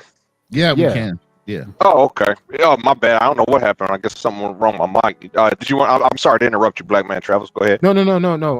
I was just wanted to piggyback what the globe spinner is saying is like I think the black male space has become trash. I think it's gotten to the point that we moved away from why we're traveling, why we're escaping the matrix. We're bringing the matrix with us. We're literally getting into street fights in other countries, and it seems like Thailand is the spot to get into fights. Yeah, and trust me, I've been to Thailand. Hold up, I've been to Thailand. Thailand's one of the most laid back spot to be at. Like you there, you want to just be very chill. People are super nice to you, but dudes are getting fights. But you know what, Black Man Travels? That's probably why they're doing it. The panel is open if you want to click on the link, but that's a cold. I really don't see them doing that in Brazil or Colombia like that. You know what I'm saying? Like, I just feel like most of us have been to Brazil. You see all those different police officers on the beach. You know what I'm saying? You have the military police. You have the regular police. They got so many different branches of police. Then you got the favelas. I don't see brothers rolling up fighting each other like that in Brazil. And definitely not Colombia. I think that was completely I didn't even know about it, and I've heard rumbles, but yeah, I'm not clicking on that. I not even realize this year, but I realized a while back I'm not going to be watching stuff that doesn't benefit me. Watching a lot of these battle of the sexes is brain rotting. The stupid content of people fighting and who's got the best this is ridiculous. I've just kind of like evolved and I was like, you know what? I'm not watching any content that doesn't give me valuable information that I'm actually going to use and benefit in life. If it doesn't give me that, then it's freaking pointless because you get sucked down that rabbit hole and it's a big distraction. We got a lot more things going on in this world. You could have learned a whole new trade by all the time wasted looking at 10-hour lives of dumbness. You have to understand like how the black male travel space has become so much of an echo chamber where everyone's talking about the same stuff year after year after year. And it's like now to the point everyone's beefing with each other. Everyone got a problem with each other. It's like, bro, I'm not taking time off to freaking get into a fight. And I'm gonna tell you this again. If I'm somewhere and if you pull up on me, man, I'm like, yo, we're both going to jail. we're both going to jail because I'm not gonna stop. I'm like once that light switch button turns on with me. Again, I'm not saying I'm a tough. No, hold up. I'm not saying I'm a tough guy. I'm not saying that. But I don't back down. And the thing is, once that light switch turns on, it's hard for me to turn it off. So it's just like for me, I try to avoid any type of bullshit. If I see you cross the street, I'm gonna cross the street and go to the other side. I don't want to deal with you. Right. But for us to take, for us to get away and take that same matrix mentality with us, and now using YouTube as a platform to talk shit about each other is pointless, man. Like even the trolls that want to come and watch a live stream, like, bro, is your life that sucks that you're gonna sit there and watch my live stream and talk shit about me on a live stream? Hey, salute to the panel, brothers. Hey, shut up, salute to you, Drew. Why you taking a shot from the damn stands, bro? Bruh, I'm just listening to y'all, and I think that we're taking this a little bit too serious. I don't think everybody's fighting everywhere. No. The reason why I say that, you look at as much content has come out in these past 3-4 years, not a lot has been about fighting. Yeah, did you have the Zoom and Tom Young LaChan meet up? Yeah, you had the BMT and Star Bull meet up. You had possible Nakmeezy and Yoga, and those are only 3 issues. I mean, CC. No, Drew, trust me. There's been more. The thing is, they're not aired on YouTube. Been a lot of more. It's been Shout out to the Patreon. Yeah. Well, They don't- if they don't- they're they don't battling give a like broadcast. that, let's be honest. If they're battling like that, you know, they I guess their minds aren't right yet. You know, one thing I'm thinking is that brothers are frequenting, especially the Thailand brothers, they're frequenting the same spot and they meeting up at the same spot. That's why you don't see these issues in Brazil as much, Colombia as much. Places where it's spread out, they're fine. But like a Sasua, uh, Thailand, when they always meet up in Flex or 808, it seems Right. like those are where the issues are at. Yeah, Well, but I'm gonna say this Real quick, and- let me just shout out Passport Blueprint, who's on the panel. Thank you very much for the $10 super chat. Happy New Year to you, brother. Again, a great supporter of all our shows, always participating not only in the chat but also on the panel. So we appreciate your input. And yeah, thank you very same much. here. Shout out to Passport Blueprint. He sent me a Yes, $10 salute, super Passport chat as Blueprint. well. I appreciate it, man. Listen, guys, it's been a hot day. I'm gonna just run down all the super chats that's been given today. Again, thank you so much for supporting our content. You know, Highlander sent a $20 super chat. Highlander sent another $20 super chat. Darnell came in with a big $100 super chat to my channel and to Roland channel. Damn. And now Passport Blueprint just dropped $10 on my channel. He got a damn wrench from me for that. And, you know, Hey, I'm channel gonna say this. supporter for the day. I'm gonna say that you are my official sponsor for the day, Darnell. So you could talk about anything you want to talk about, man. You want to talk about Brazil? Hey, we could do that, man. So hey, you know, just thank you so much, man. I really appreciate it, man. Hey, no problem. Anytime. Well, I mean, this is my thing, right? And again, I'm it's not about the fighting because I know sometimes things happen. And one thing about the whole recent issue with BMT and Starboy, they both own up to it. They both, they both kind of squashed the issue and they moved on, which is very respectful. If anything, I respect that a lot.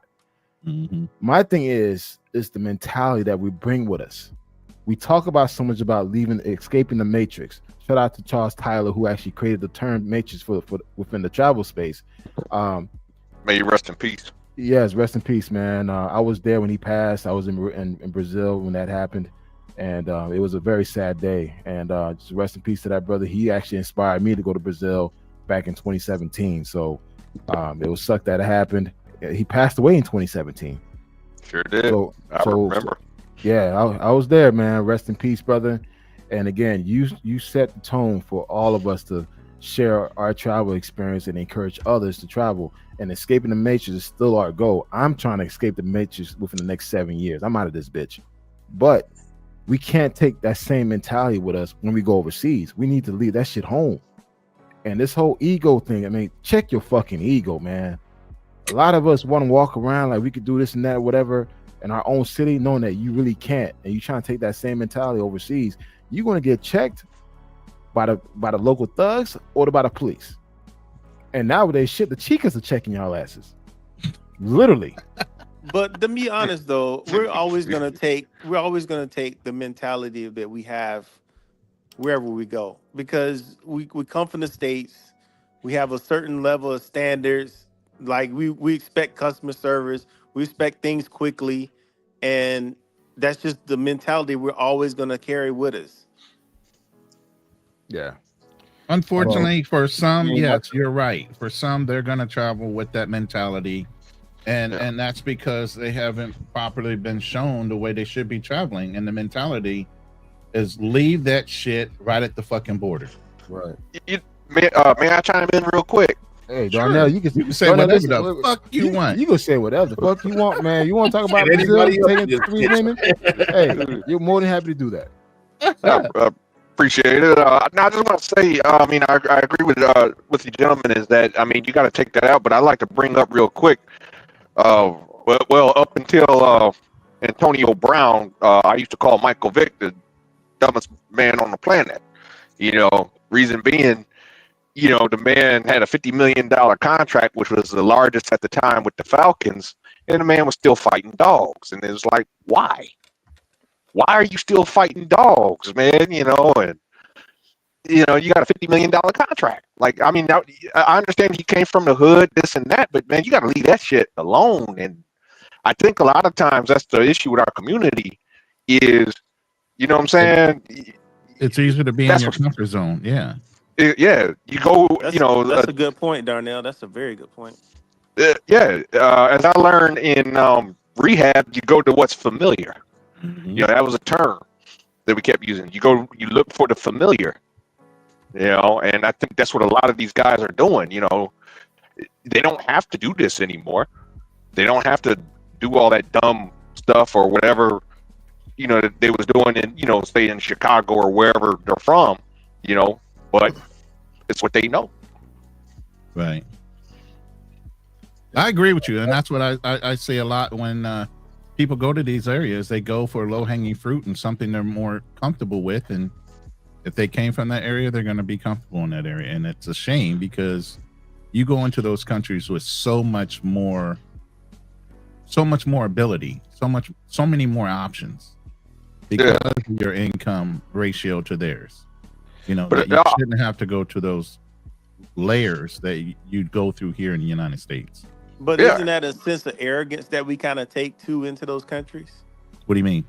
Being that, hey, we already know that we're at top. So it's like I'm bringing this sense of arrogance that I'm above you, that I'm beyond the people that are around me. No, I think that's an area of needing therapy, and that goes back to Ronan, because I feel like, yeah, you can come from the hood and you may need to hold on to some of that, but part of that whole theory or model, even before Passport Bros from Charles Tyler, is exploring your options. And for us to say that we want to explore our options in all things, not just relationships or with women, but also starting businesses, learning new cultures, learning new languages, and learning new things, for us to take that hood mentality and never evolve. Some of us are 30, 40. You're seeing men in their 50s going there fighting. Crashing out. Yeah. And so taking that toxic mentality abroad and not evolving, how are we going to be online talking about women and the toxicity that they bring to the family and to Black relationships when we bring in that same toxicity abroad? It's no reason for a man making 50K, 100K, 150K or more to go to Thailand and be fighting. I agree. Do you know what I noticed a lot, guys? I've these past couple weeks or months, I've noticed a lot of little content that has come out with Black women that have moved abroad and are doing quite well with buying properties, learning the language, teaching abroad. I was watching like House Hunters International, and there's a sister. She went to Cambodia and got a spot, and I've noticed Italy. I mean, the Black women are coming into this space, and they're really outdoing the men. They really are. Absolutely, they're starting to. I've been saying this for years, that women, particularly Black women, travel better than Black men. And I had guys debate me on that. I'm going to add this. Even their content, the stuff they're putting out there is, in production wise, is better quality than most of the male content creators. That's because a majority of the male, we just put out TNA. Yeah, ain't none of them sisters putting out no TNA. They're gonna show you something. They're not going over there. A lot of the sisters that I've seen in the mainstream media clips are buying properties, and I was shocked by that. I was like, wow. And get this, fellas, these women, they're going abroad to these countries. They're dating. They're having relationships with men, whether they work out or not. But they're other expat men. They're not talking about it though. They're not local men. They're expat men, so they can't say go to Thailand and date this Irish guy. They're dating the expats, which I highly suggest, because that's what I was doing when I was living out there. Right, but Bacchus, regardless of who they're dating, they're not focusing their content on that. True. Oh, which I absolutely agree about. And that's why, like, for me, when I was speaking earlier, when I said, hey, listen, stop talking about you finding love overseas, because you're not finding love overseas. You're finding a good time. Just keep it real. This whole thing that you're going out there looking for a wife when you're not looking for a wife, you're just out there, doing what you want to do, then say that. But this whole thing about, you misleading your audience saying that, hey, yeah, you could go out there and find a wife, but yet you show no receipts of finding that wife. Right. I agree. A lot of the guys I look at too that are putting out content, I always look at them in the back of my mind. I always think they have an hourglass on them, and the sand is running in that hourglass and the amount of time they're going to be in that country. And they go reset from a border run, and they come back and they stay a few months, and they reset again. But when I see most of them, there's really no longevity that I see there. They're going to have to come back. If they don't have their, like, some streams of income coming in, they're coming back. Yeah. Right. I agree with you. Yeah. And a lot of them don't have a strong, steady stream of income coming in because YouTube is not a stable platform for steady. It's not. Because just like Ronan just said, because of something that happened, he got demonetized for a few days. I've known guys for just simple little minor mistakes, they're getting demonetized. So you can't really rely on this to be your steady stream of income when you're overseas. And the thing is, they miss out on opportunities like getting into, certifications and like in cybersecurity or IT and being a doctor or being a pilot or something like that. You go overseas, they literally give you a residency, a permanent residency over there because it's something that's needed. If you get a job over there, they'll give you a residency over there because it's so needed. But they don't want to do that. They want to just sell everything they got and just pick up and leave, and they live off their savings until they go broke, and then they're like, okay, now we got to go back to the US and do this all over again. And it's a cycle, and then sooner or later that cycle is going to break and you're going to be back in the US. And what have you saved up and what have you earned? You earned nothing. Passport Blueprint, weren't you just on a channel that was just talking about a guy named Rod was talking about how people cycle in and cycle out within 7 years of going to a country. They get burnt out in that country or whatever. Yeah, and that's a burnout. You live through, all these guys are going through their savings just to go overseas, just to mess with the women. And next thing you know, I ran out of money. I got to go back home, get some type of a job, save up some more money to go back and do this over and over again. Going back and forth, spending money on traveling, and things are now getting more and more expensive when you go back there for a second or third time. It's a cycle, and sooner or later the cycle's got to end. And then through all this stuff, what have you missed out? What opportunities you missed from traveling back and forth, back and forth, back and forth? You missed out. You missed out on saving up on a 401k, IRA, good job. You could have been banking some major bucks. Why? Because you want to go back and forth, because of what? Traveling? I mean, if you're going overseas and you're living affordably, you can actually be banking and paying off your debt here in the United States. So by time you do get that burnout, you should be in the greatest position back here in the States to move the way you need to move. Very true. I'll tell you this. I have a couple of friends who are in Costa Rica, Medellin, and Santo Domingo. These guys are making over 200K. And they should be banking a lot of it. Yeah. They banking a lot of their income because they rent in these countries like $300-$500. They could easily stay in a penthouse in these countries, but they chose like, you know what? I'm gonna live a modest life. And these guys are soon to be retired in their early 40s. Exactly. That's what you should be doing. And it's like, for me, I envy that. I wish I could be in that position to do that, but dude, I got kids. These guys. I mean, there was a lot of military guys that had that opportunity right after the original Gulf War. We had a lot of contractors that were allowed to go back over to Kuwait and help reestablish the country and build things. So we were getting $250,000, $300,000 a year. They put our kids in private schools. I mean, you had a chance to stack some real money. This is the opportunity a lot of brothers are not taking advantage of. You're living cheaply overseas. You should be banking at least, if not half of your income, but 3/4 of it. I mean, put that shit up. Goal, guys, you can put. I'm sorry. Isn't that the main goal? Is if you go over there, is to live inexpensively so that it should be paycheck to paycheck. If you have a solid job coming in from the from whomever, from your USD, you're getting a solid paycheck every week or bi-weekly or whatever the case may be, and you're over here making $80K a year, and everything you do, it's just like you always broke and something's always happening. You go over there and you don't need to get the 4-bedroom loft condo. Nah, man, that one. Even if you did, it's only like $600. No, Right. guys, I'm gonna share something with you. I have an apartment right now in Gaspar Hernandez. It's a brand new construction building. I'm paying $300 for 2-2 Thank with a you. garage. Yeah. Brand new.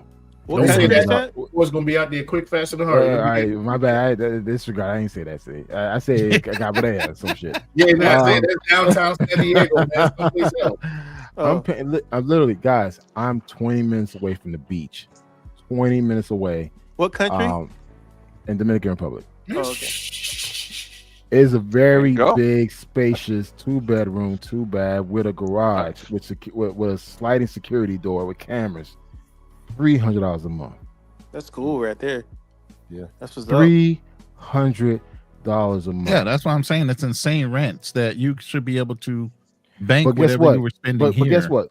Dudes are paying over $1,000 in Sosua for a damn apartment. Dudes are paying over $1,000 in Santo Domingo because they choose not to look elsewhere outside of those zones. So guess Yeah. what? You want to pay them damn prices because you're a gringo. They see you coming a mile away. Mhm. Yeah, Rio de Janeiro's the same way. You want something in Copacabana? You expect to pay for it. Expect to pay American prices for it. You know, It's or that way, Ipanema. And the thing is, like for me, dude, the whole point of me traveling to these countries, and no offense to you guys, I love you. I ain't trying to be around a bunch of niggas, dog. I ain't Nah, trying to I be don't around blame y'all. I just don't want to be around y'all, man. It's like I love. Trust me. Facts. Wait, hold up. I love y'all. I really do love you guys. I care about you. You're my brother. We could go grab a drink. Well, I ain't trying to be next to you all day, dog. Like the reason me going overseas is to get away from y'all. So But for me, but to be honest, you want to be around like-minded people though. Facts. Nah. Not too many like-minded people. Keep I it could small. drive to you. Okay, Drew. I could drive to see you. Then I could drive away from you. True. So True. like for me, Ah, damn. You know, but you know what though? What I'm finding out is that that sounds well and good, but I think when you talk about, and we've had discussions about mental health, Right. community means something. It does. You know, it means something to have someone who speaks But can your you have language. community long or distance who without can- having to yeah, have but them right next to you? Drew, I can have community being 1 hour away from your ass. You know, we can meet up halfway at the bar Of and we can course. sit down and have our therapy Of session. course. But I don't need to be next to you. So Yeah, it's of just like course. me personally, when I see a bunch of dudes like congregating in one spot all the goddamn time, like to me, I don't know. I start itching. It's like, bro, I don't want to be around y'all like that. Man. It's like I start to get to Twitch. you get the itch, you start twitching and shit. It's like, yo, it's like something about to happen, man. It's like, Right? Not everybody out there is your friend. Not all skin folk is kinfolk. Not everybody That's out there. very true. Not even in That's you, not even in your family. Your family will fuck you Yeah. over faster than Right, so I'm not going to go over there and meet Jamar Quavius from Connecticut and thinking he cool when he just lining me up or whatever the case may be. I'm Gucci, man. I'm trying to do my own thing. man, dude, I ain't trying to Yeah. be sized up. You easing me down and shit like you know me from the neighborhood. I ain't got time. I ain't got time for all that. Let me take my ass to the countryside where all the cows and goats are, and I stay out there, man. I'm good. Give me a nice Where I can still get a huge red snapper for $10. Like I want to be around that type of crowd where I can just go to the river, just chill, and just all right. I can still see all the beautifulness of what the country has to offer without paying that American price.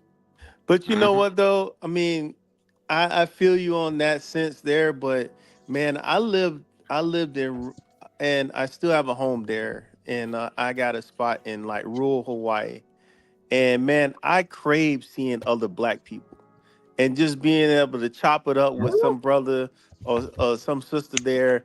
Where just were you? Be able to, what's that again? What country was this?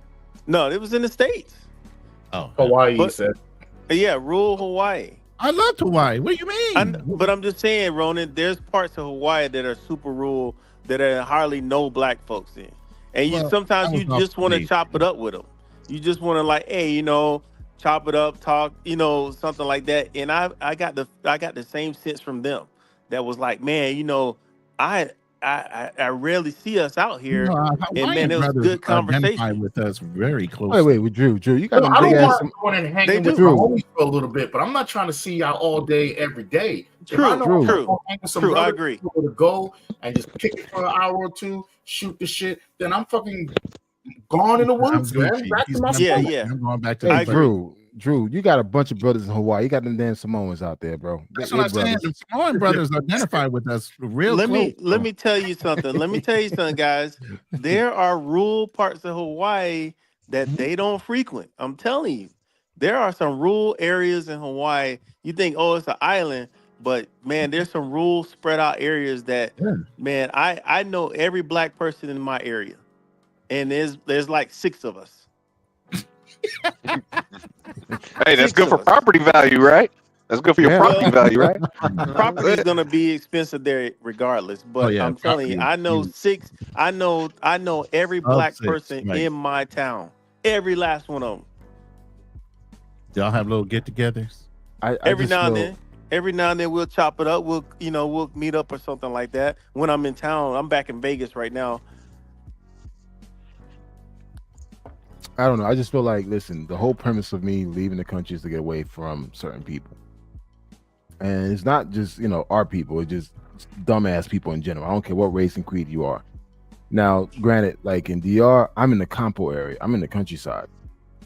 When I walk around, I get so many stares. People look at me. They're trying to figure out who the hell I am. They don't know I'm Haitian or whatever, so they think I'm just big-ass gringo just walking in their little town. But now they got used to seeing me so damn much in that area. It's like, whatever. But I kind of like it, man. If I want to go into the city, I could just drive 45 minutes into the city, soak up the city life and go back to the countryside. And I'm gonna tell you this, man, I sleep good. I wake up with damn roosters fucking making that damn 5 o'clock sound. Yeah, I hear the, all the crazy madness in the countryside, but it's peace. And I think at this point in my life, at my age, I appreciate that more than being in the city. I need a little bit of both. Yeah, I do. And guys, I'm gonna tell you this. I'm gonna tell you this too. Some of the best looking women you're gonna find are always in the countryside. Oh, I know that. But That's I need that bro. passport. I'm You know how I get. You know Hey, I the get piano is irritated when shit open. is slow. Passport. Rob, if you want to come up, you can hit the link, bro. I don't know if you have it pinned. It's pinned in my channel. But if you want to come up, Rob, you can come up definitely. It's just, me. I can't. I like my fast paced move and keep it going. Yada yada yada. I like my city life. So, but I want to be able to. I've always liked being able to just like a half hour, 45-minute drive, whatever. I'm in the city, do my thing, get my fix, and I'm back out in the country. I prefer that. I agree. Mhm.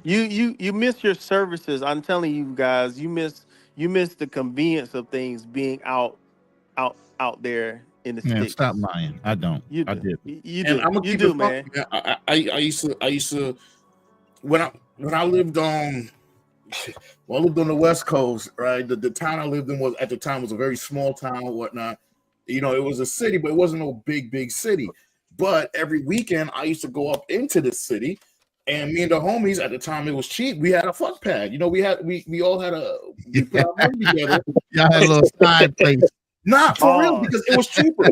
So the rent was $600 a month for a nice little 2-bedroom, right? Right. So and it was 4 of us, and we wasn't always all up there at the same time. So we just put our money together and just got a spot. Save our money on the hotel. So we just go up there and kick it. Right. Bada boom, bada bing. And it was a 2-bedroom. So if somebody else pulled up that same time, you can take the other bedroom. The last one to pull up, get the couch. It is what it is. But I know dudes who did that in New York City, man. It was a $1.5 million pad out in New York City, right at Manhattan. It was like 6 of them. They all got together and they got it. And they call that the same thing. They would share it. Sometimes one will be in, sometimes 3, sometimes they throw a party. And every girl that went up in there, they was able to say, this is my stuff too right here. So all the women would think they rich. You know what I'm saying? I don't know if you read the book, The Game. They did out in Beverly Hills. Yeah. That's all. oh yeah, sir. Real House. Yeah, Yeah, they do it. Yes, sir. I got that book. It works, man. Yeah. So when you got dudes that are like-minded, which is why I got a little heated with Black Man Travels, man. When you got dudes that are like-minded, and y'all all come together, and y'all all black, y'all can do things, man. If you come together, and one of the things that a lot of women on the outside say they can't, they take us down a couple notches, is that we so easily go at each other. You know, we like. As soon as like 5 of us in a room and one hot girl, we all start hating on each other, and that's like whack. Yep. And so That's this whack. stuff we gotta just start like even it like on the inside. Me and Black Man Travels, we have a problem like what he said. We'll just chop it up, going at it, bam, bam, fire it up, and then when we leave out of here, give them dap it up. It's all good. That's my peoples. Get them a drink, and it's all good. They don't need to know what's going on in the room. I want to ask Okay. you. Say we got real mad. Let me Still put out when we a leave shout out that room. That's all I'm saying. Shout out for the PayPal, $5 PayPal from Bert Ross. I appreciate you, brother. My nephew, as I call him, very proud of him. He's the guy that hangs out. If you want Phuket content, that's the brother that moves around Phuket. You don't mess around Phuket's a nice place, man. Great time. Bangkok. He stays around the Russians. He stays around the Russians and the white folks. He over Hey, you Phuket. already know. I have a question for you. I have a question for you. What are your thoughts on the whole black male child space? Where do you think it's going for the next couple of years, at least in 2025? What are your thoughts on that? Motherfucker. Damn it. Can I take this question? Yeah, go for it. I have a sinking feeling this year.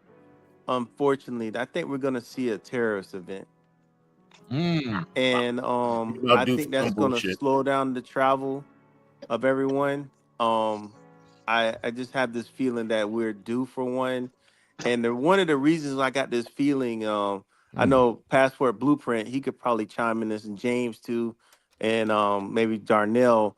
That did you guys notice last year? Nobody really spoke about it, but that operation the Israelis ran with that the bombs and the pagers. I was like, man, that is a game changer, man. Could you imagine 5 to 6 guys on a plane putting those pages together and blowing a hole into the side of an aircraft?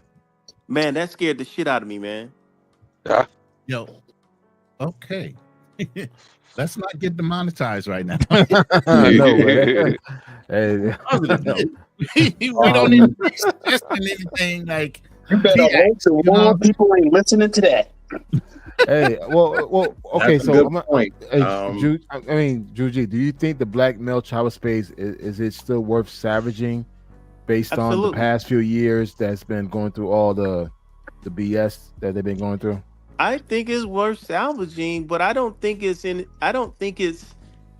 a decline. I'm looking at 2, 4, 6, 8 brothers on this panel, including myself, that we don't move like that.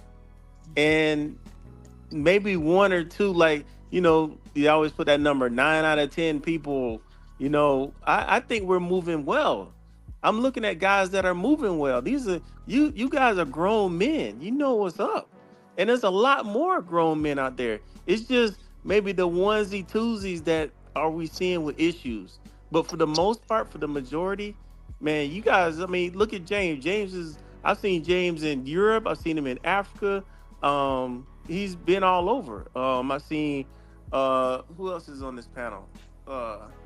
Trying to see. Chip Globe Spinner been in Arab. He's been in Arab nations. He's been all over the place too. Yeah, I want to go to Morocco, man. Passport Blueprint been all down in Israel. Yeah, none of you guys running into any problems. No, that's what I'm saying. I think the black male travel space is straight. But the content that we're seeing out there is the Pookie shit, and which we're not really part of. Okay. It just means it's just the loudest of all of it. The problem is, if y'all don't mind, go for it, man. When you, and this kind of goes in what Black Man Travels was saying, I could relate to him in the sense where you got the ignorance, and these are the kind of brothers that we know in the hood. They hate everybody, and especially us. Mm-hmm. Okay, they treat us worse than they treat white folks. We all know it. We all seen it. All right. They see us, they got a problem with it. We cool. White folks, you can get away with all that. But as soon as we show up proper with a suit on and speaking proper English, they want to shoot us in the face. It is like that. So if you saying you don't want to be around that, I understand it, but don't say black folks because that includes all of us. And when people on the outside, when they see that, they go, well, what he just said is true about all y'all, and you just verified it. All right. So when they say black, when they say passport bros, now they're only talking about black men. Even the little debacle down there was going on in Kenya when they was going at the passport, us, me, and Austin and a couple other people, it was us that they were going after, and they refused to debate me. I'm chasing them all over the internet trying to debate them, and they're running from me. And there's at least 10 Kenya dudes that have been talking about it that they won't debate me. And I try to trick them in the debate, and they still won't do it because they want to just keep it there. And most of Kenya's going after them dudes, after them women that are doing that. In other words, there are people who already got a problem with us, and they're using this as an opportunity to come at you. In other words, you ever see someone that has a problem with one black folks and they go, you know what? And you see, and they'll go, you say one black dude say something crazy. Boom. They'll go, yeah. You go, see, this is what I'm saying about black folks. No. You don't get to go after black folks because of what that dude did. How many examples do we got of people who don't look like us that have done plenty? Would you like us to relate all of y'all to that person and that person, Dylan Roof? Need I say more? We don't have that kind of foot in the game to be able to do that. So what we got to do is we got to know how to just say, okay, that dude over there did that, and we all need to come at that dude and make it about him. And when they keep trying to make it about us, we need to keep making it about him. That dude did that. I've been saying this on a lot of lives all the time, and it's a perfect last for it because all y'all sensible dudes, man. I chopped it up with y'all before, and I like the way y'all carry yourself on these lives. So y'all the perfect dudes to bring this to. All right, y'all could do a whole live, all of us on the panel. Somebody just did something stupid, and we say, no. It ain't passport bros. It's this dude we're talking about, and keep correcting them, and keep correcting them. We have brought this up to both Aaron and not Black Man Travels, but Aaron and Passport Bro podcast, which would be Rob, right? That they need to denounce different actions that are going on, because they're not actually being inclusive of the Passport Bros, but people like to attach that moniker to it, and that now it's the time for them to start speaking up and separating those indifferent acts from who they are as travelers and who they represent in the group as their travelers. So there needs to be a distinctive line, and each time something happens, somebody needs to come out and speak against it in those groups to say, no, this is not an action from one of us. But the problem, that's what I do, but I get people coming after me like wild boar, saying like, "Oh no, you the problem. Why? Because you think you better than everybody, speaking all proper and all educated and stuff." I'm like, "Oh, y'all got to jump in with me and back me up on that." Like, hold up, wait a minute, nah, and you won't be. It's not like you backing me, you backing the status quo. There's a reason why the skinny little weird looking snot, white dude can get seen as attractive. It's because media, TV, television, and all that made them attractive. They said, look, no, push it in everybody's face. This is attractive. All right. When you go on Google and start Googling up all titles that are considered attractive, like the cowboy, the savior, the hero, the Hallmark husband that they fall in love with on Christmas and everything, none of our faces are going to pop up. That's how fragile our images are. So when this little thing that happens, that's why it hits us so hard, because we don't have anything else to bounce back on. Well, to be honest, and to tell you the truth, is the caveat of what he just said, they will go after you. I had one dude, all because we kind of denounced the whole pay for play stuff. I mean, you want to do it, fine, but don't put it on social media. We had dudes coming after us, and one came after me and tried to get me fired from my job. What? Jesus. That's off the wall. What? That's off the wall. That is crazy. Yeah. Now you can counter sue for that, by the way. Hold up. And that's why I block these motherfuckers, man. I don't got time. It's like, you got these guys that come into your live stream that just want to talk shit because their life is so miserable that they're going to do anything they can to take you off of your own square. Yeah, so but that's why. No, he's running scared right now because basically I have enough evidence right now because he basically sent that thing. He impersonated a federal agent. Oh, whoa! On top of that. I'm federal employee. I know what happens to you. Yeah, You go away. I used to work for the feds too. And basically he's kind of running scared right now. He ain't messing with me now because basically I got him in a little corner right now. And he's a little scared because I think he's starting to understand that, well, because of my career profession and the skill sets that I know, I can screw his life up.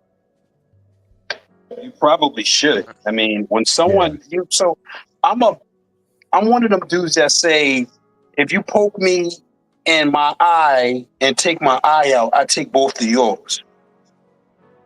So if someone hits you hard and if they had succeeded, they would have messed your life up. And if you could legally do it and mess their life up, go ahead and do it. You make an example out of them. Maybe you might prevent another brother from having to deal with that. So if you got what it takes to destroy this dude, go ahead and destroy him. And if he's falling on complete 100% L, give him a little wolf ticket and get yourself back up. Maybe you learned your lesson. A content creator, or is this a troll in the chat? Probably Which one? Another content creator. Oh, it's a content creator. Wow. Okay. Oh, wow. Who are we talking That's about? even worse. Yeah. Are we talking about the star guy? Nope. We're talking about somebody else? Yep. I mean, my thing is this, in regards to the Passport Bros, again, look, I know the history behind it. I was there from the beginning. I was there to watch the whole entire thing get set up and launch. And I always said this: protect your brand. I'm a marketing specialist, man. Once you build that brand equity, you need to protect it at all costs. If you do anything stupid around Coca-Cola, Pepsi, Nike, guess what? They sue your ass. They send a letter of deceit, of letters of I forgot the letter. Something. Cease and desist. Yeah, they send that to your ass. If you don't stop, they sue you. You guys got to take better control in how you tell your story, man. You just letting anybody just claim that shit just for views. And it's like, I'm a type of person, if this is my brand, I will jump on your damn content and talk shit to you like, hey, bro, stop claiming us. You're not one of us. Because I have a lot of mongers claiming to be Passport Bros when they're not Passport Bros. Yeah. Did y'all see Did y'all see the dude out in Kenya that was calling Kenyan women monkeys and saying they need him because he's a rich, wealthy American and saying he's a passport bro? Wow. Yeah, I saw that. Yeah. This is the dude. We keep trying to separate himself. And the thing about it is, when she came at us, she was actually using language that was spoken by him, but she kept mentioning me, Austin, and Troy, and Bobby. You know what I'm saying? Mainly me and Troy and Austin. You know what I'm saying? But none of us said anything remotely like that. Y'all saw my video. Y'all saw what I said about Kenya. And I 100% back. That was positive stuff. And then she came back and said, Kenyan women ain't really liking you because of that. It's your money. Well, basically, she just said that Kenyan women are hoes. That's why they don't want to debate me, because they can't get away from that. But that dude right there is a prime example of, if you don't gatekeep something that's good, you're gonna get these dudes that'll come out.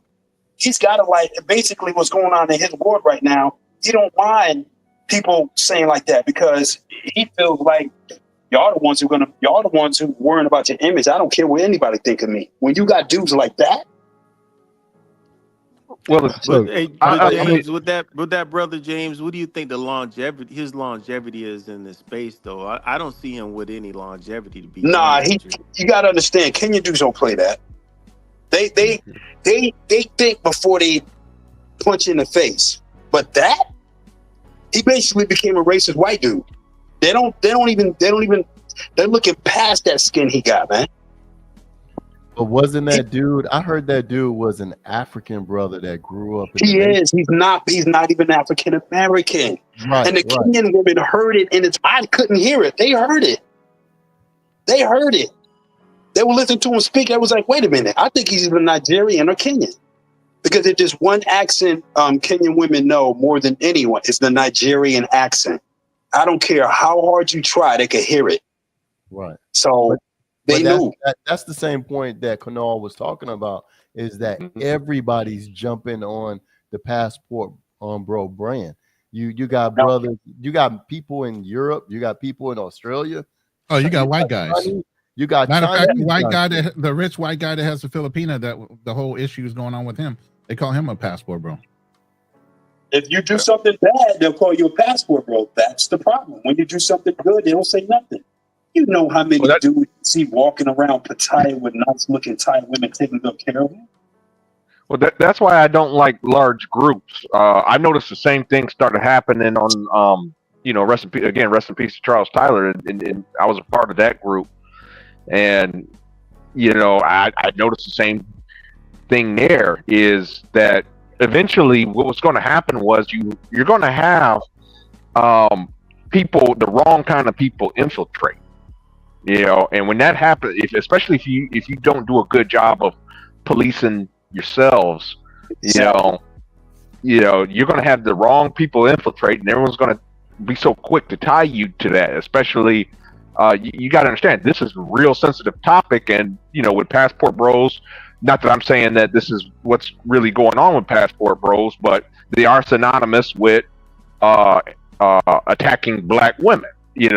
That's the accusation. I'm just saying that's the accusation. Yeah, is that they're synonymous with. Oh, I'm sorry, Darnell. It's almost like the State of the Union needed to be addressed, and because I think I'm sorry. Can you say that again?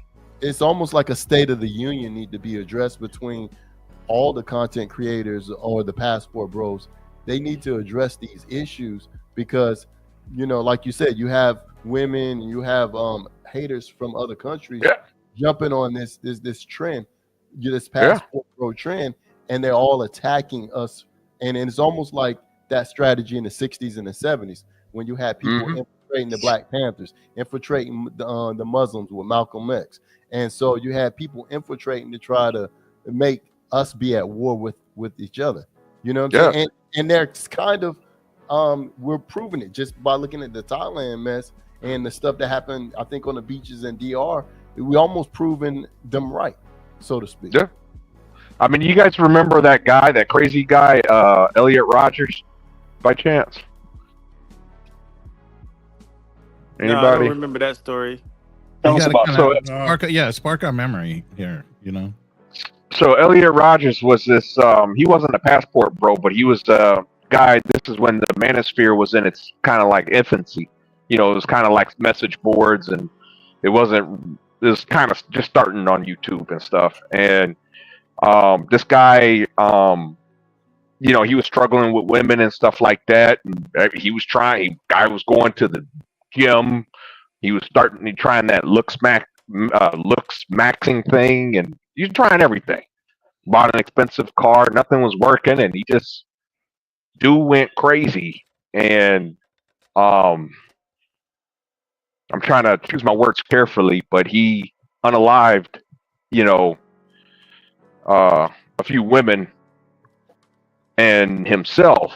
And the thing is, when the police investigated, he's part of this manosphere, and that's how the manosphere had gotten hey, all these guys are misogynistic and promote violence against women. It was really one guy went crazy, and I mean, I unfortunately that's just what's going to happen. They're going, as soon as one person, it's like being in the military, as soon as one person screws up, we all screwed up. One for all and all for one. Mass punishment.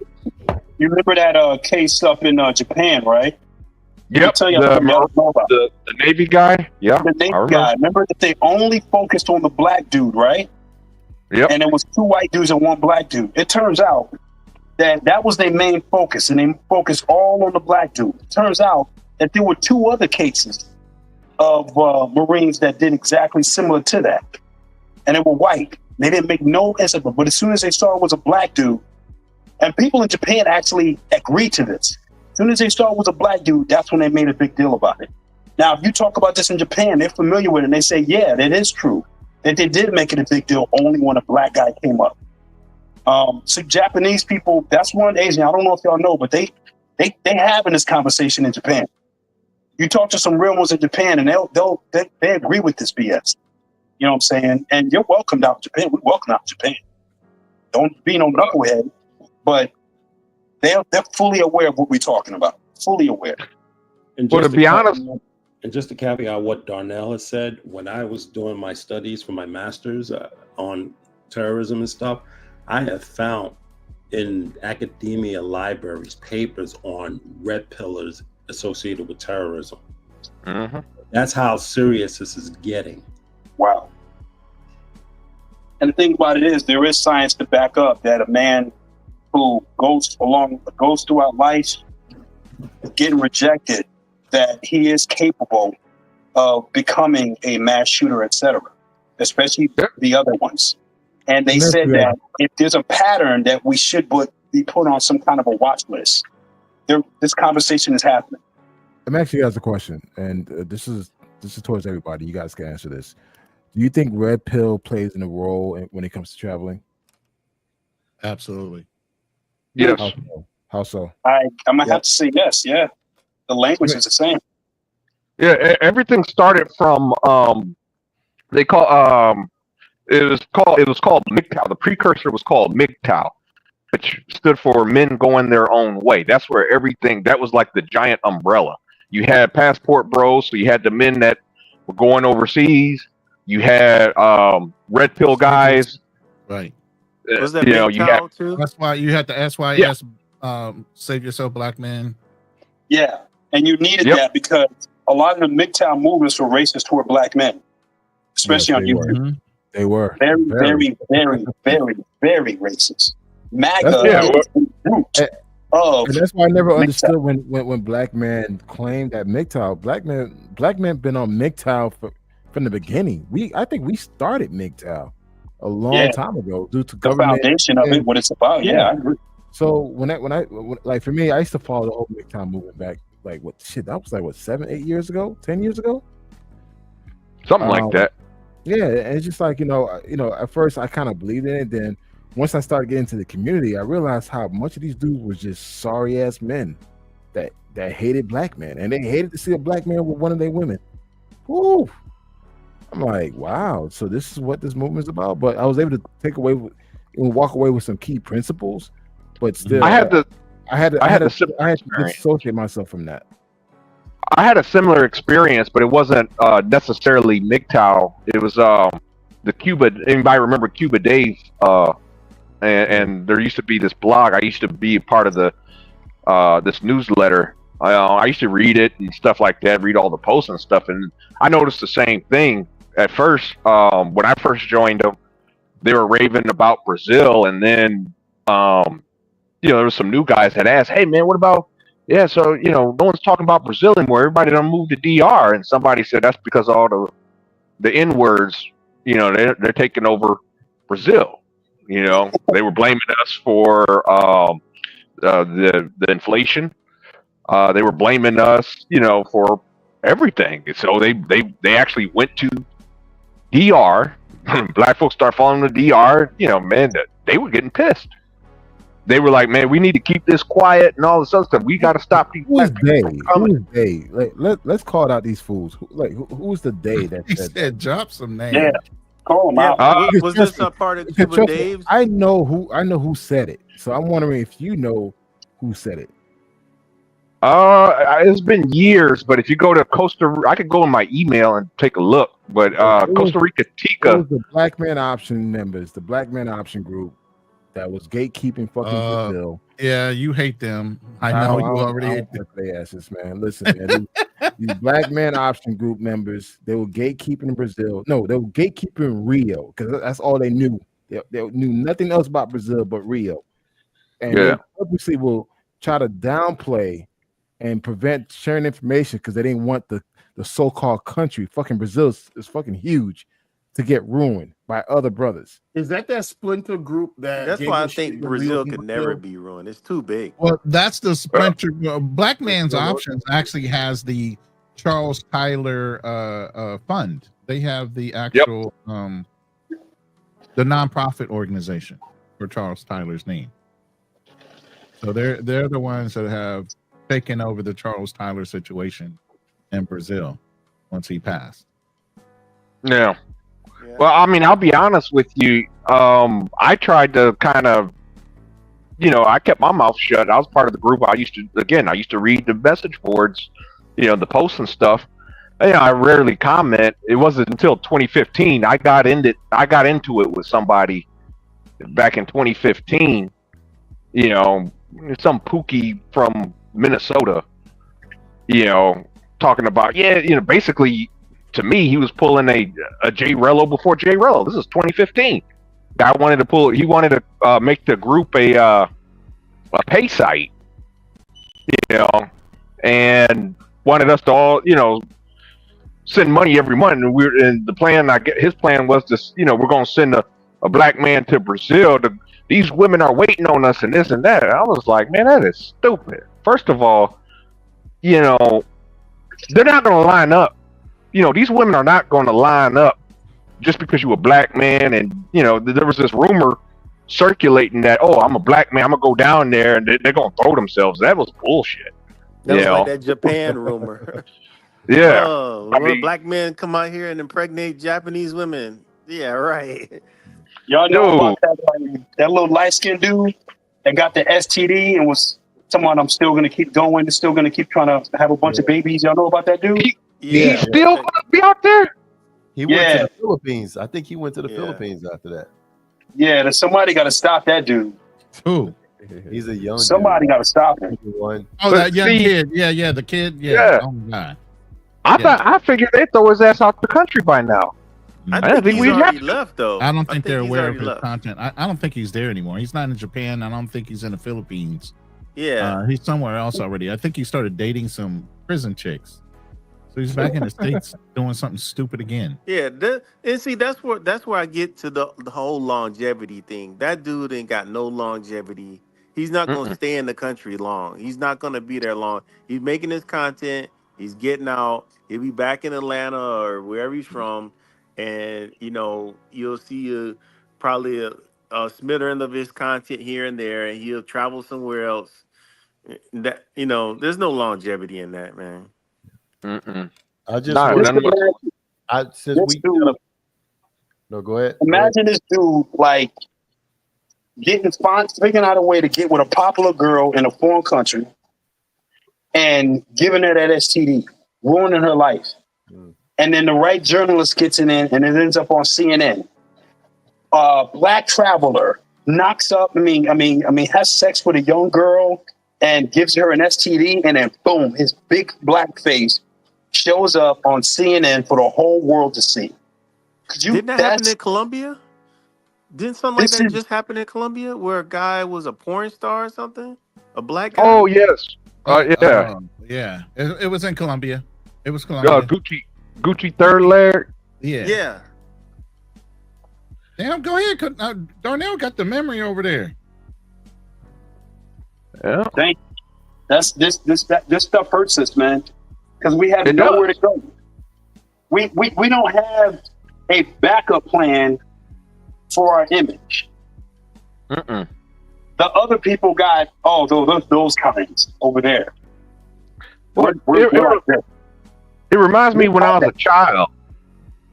When I was a child living in Dallas, you turn on the nightly. My dad would watch the nightly news and stuff, and every time somebody broke into somebody's house, you always saw a picture of a black man. When George Bush, the first President Bush, ran for his own term, ran for his first term after Reagan. Everybody might remember the Willie Horton ad.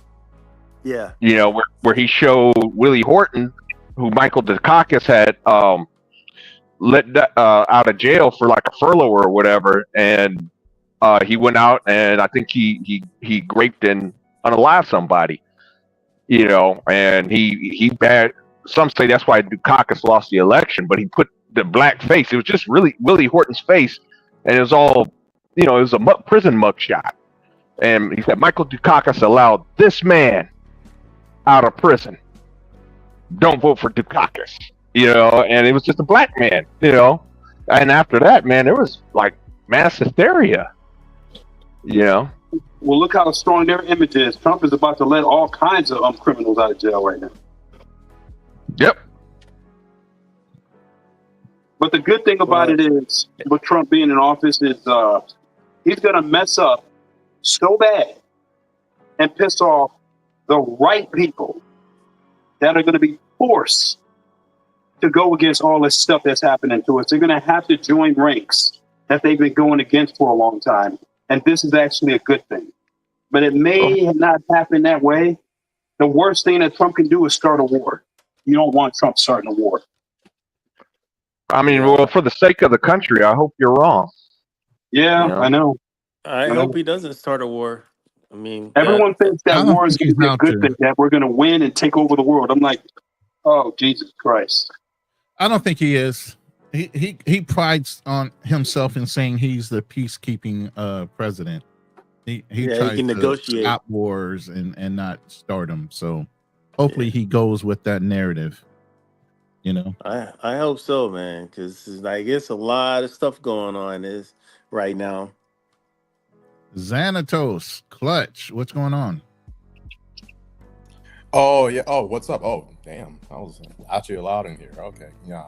I was just listening to all the good game that's been spit between you guys. Shout out to you all. Shout out to the chat. Shout out to Black Man Travels. But yeah. Now, other than that, yeah, just with the Donald Trump stuff and the image reputation stuff. Look, first of all, James, he's still here. Yeah, definitely shout out to James.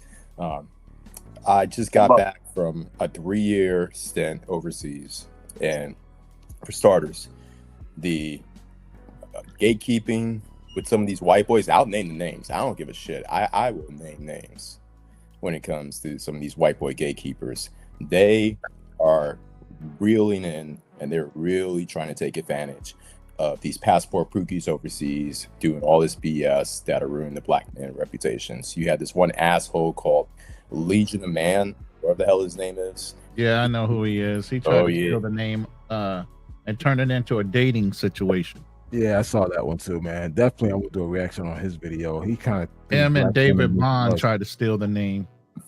Yeah, and he did a freaking video. Just it was like the one video of one passport clown who was in Poland. Yeah. And he I remember that. And he made that video into a gatekeeping video, trying to tell black men, "Oh, you aren't wanted here. What the hell you're doing here? You better get out of my land, boy, and you better get out of Asia too while you're at it." See, this is that bullshit I'm talking about. Him and Aaron Ferris need to go take this to court and just deal with it. I was about to say, Aaron Ferris. I did not see Aaron Ferris go after. Got an act, and they both got an act called Black Man Travel. It's on Rob to do it. Rob's gonna do it. We'll see what happens. I mean, he owns the name. Yeah. I mean, my thing is, and again, I said this during the podcast, during the early part of the podcast, where you have a certain type of man based on their ethnicity hating on black men traveling, and shit like this, they will do anything just to bucket us into like one category. So it's like when I saw that video about the guy, the guy that talked about Poland was an asshole for him to even say those things. Yeah, but for him to say that, like trying to put us all in one bucket, like we're not desired in Europe, it's like, bro, who the fuck you are? You can't speak on behalf of us. Like based on what I've seen history wise and my experience in Europe, we're good. Oh, there is a decline though. So, I mean, the thing is, like, here's the thing, right? At the end of the day, you got to take care of yourself, be presentable, be respectful. If you go there with this arrogance thing, like you more than what you are, you're not making any effort to learn the language, learn the culture, or try to assimilate, then yeah. But if you go there with an open mind and you dare to like really enjoy yourself and not make women your top priority, like you dare to have fun, meeting women or not, you're gonna have a good time no matter what the situation is. I think you'll be okay. I think when you make meeting a woman your only priority and why you're in that country, that makes you a loser. That's my take on it, because my thing is like with all the things that's being offered in that country, you not even doing those things. You just strictly about, okay, I gotta go meet a woman. It's like, dude, relax. Because trust me, a guy that's known about getting this, is known to get women, he don't make that a priority. He goes out and have a great time and let the shit, flow by itself. That's just my take on it, man. When I see guys try to make this, make meeting women their only priority and why they're traveling, they're not going to meet the quality of women that they so-called going to meet. Like I never made. Yeah, but if you're motivated by that, and as a result, you better yourself, or you go where you're a little more appreciated. Ain't nothing wrong with that, though. I can't knock that, because there's some people who tried everything and they just tap out. I've been in certain countries. I've been in certain countries where women were not so-called considered desirable, but I went there and had a great time. And I'm talking about there's some people who tapped out and they go somewhere for like a 2 weeks, and the women that they've always wanted are all up in their face, and they really like them. And dude to say, you know what? I'm gonna plant my flag over there. That's a passport, bro. Nothing wrong with that. I can't knock that. I don't think anybody should. I just feel that. Listen, man, white boys do it. This is my take. Not every country's gonna feel for, not every country's gonna have this fascination for the black man. It's what it is. As much as social media try to push this shit down our throat, hey, especially with these cringy ass interviews. Do you like a black man? They're like, really? Why the fuck you asking? Yeah, I don't like that. That's like cringy as hell. Like, I'm not with that. like to me, that tells me you don't. That tells me you don't go out. You don't talk to people. It's like, bro, one thing about being in marketing and sales, we know when to talk. We know how to play the game. Like for me, it's an on and off switch for me. Okay, it's time for me to play my game. I'm gonna go ahead and play it. If it's time for me to be sociable, I'm gonna be sociable. And guess what? I could be nice and genuine to somebody without expecting nothing in return.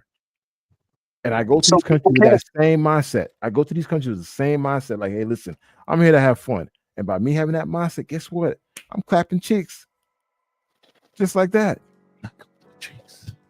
Hey, do you think that it's easy to get into this mindset you're talking about? Depends on the person. Yeah, it depends on the person, man. Let me put it this way. I'm an advocate for PTSD and a lot of brothers that have toxic ways and they need therapy. So a lot of brothers need to do some work even before traveling. Yeah. And also too, I think age has something to do with it too, and I say that because as I get older, I look back in the past and I'm like, man, was I a dumbass and shit, and so age has something to do with it. Because I'll be honest with you, I was guilty of doing a lot of the shit that we're talking about, Right. Being younger. I mean, hell, I bought a freaking car I couldn't afford, trying to impress women. That was the dumbest thing I could have ever done. I'm going to give you a little pushback on that, Darnell, because a lot of the people I'm coming up against on these trips and stuff are in our age group, older, and they're acting stupid. And so it's not the young guys that are doing it. At least some of the young guys are listening to it, but they don't have any guidance, because you got older people, the older generation, doing the same dumb stuff because they're going through their midlife crisis, divorcees with other issues, and they figuring, well, let me go to Brazil, or let me go to Colombia, or let me go to DR to solve all these things, and try to live out their youth. Yeah. That's a lot of the problems coming in, and that's just it's just, and like I said, the young guys don't have that guidance. I mean, okay, guys, this is my thing, right? I don't go to like even here within the United States, I don't go to every city thinking that I have access to all the women there. Dude, I fuck with the women that likes me. That's it. So when you go to those countries, you don't need the whole entire country to like your ass. You just need one person. One person. Facts. So this whole mindset that, hey, you got to have all these women flocking to you is bullshit. Yeah. Like for me, dude, I went to London of all places. I was there for about a week for work, man. I went out by myself every time. I was meeting people all the time. I was just being genuine, nice, approachable, smiling. Those little things stuff count. And guess what? I was not entitled to think that I deserve your number or deserve your attention. No. Right. And by me being a cool, relaxed dude, not pressing, I was getting ass. Just being low key. Yeah, but London's one of those cities, though. It's one of those cities that actually like us, or the UK.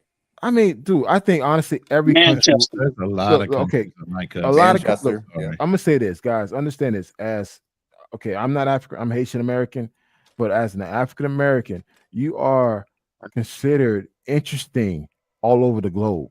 Is what it is. You guys set the tone, the culture, the American culture, from hip hop, fashion, the swag. You guys have that. And guess what? People would like to see one in person. Dude, when I was in Thailand, I was in Chiang Mai area. I was like the only black dude out there. But guess what? Was it hard for me to meet people? No. People are curious. Now, if you're very standoffish, antisocial, can't keep a conversation, yeah, all those things will easily turn off an American, better yet, a foreigner. So people don't take that stuff into consideration, man. It's like, yeah, work on yourself, man. You know what? Hey, listen, you go to a new country, do some research, learn a couple of word phrases you can use to start a conversation. Make yourself interesting. Don't look like a goddamn robot. So it's just like those things are extremely important to draw attention to you.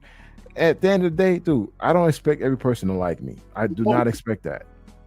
But guess what? It's always one person. One person is gonna like you. You're gonna like that person. You guys gonna connect. Right. The only thing, Black Man Travis, like I just don't like to stick out, and it might be the the training I received, but like I dress basic as hell. I'm talking like khakis and polo shirt, my 5'11" khakis. But You know what I'm saying? You're gonna stand out, Darnell. You're gonna stand out. Is what it is. I know I'm going to stand out, but I do the best I can to blend in. I guess it's just how I was taught. Darnell, if you're somewhere in Asia or somewhere in Europe, you're not gonna blend in. The only Asia, you're right. You ain't gonna blend in. The only places you're gonna blend in is black oriented countries.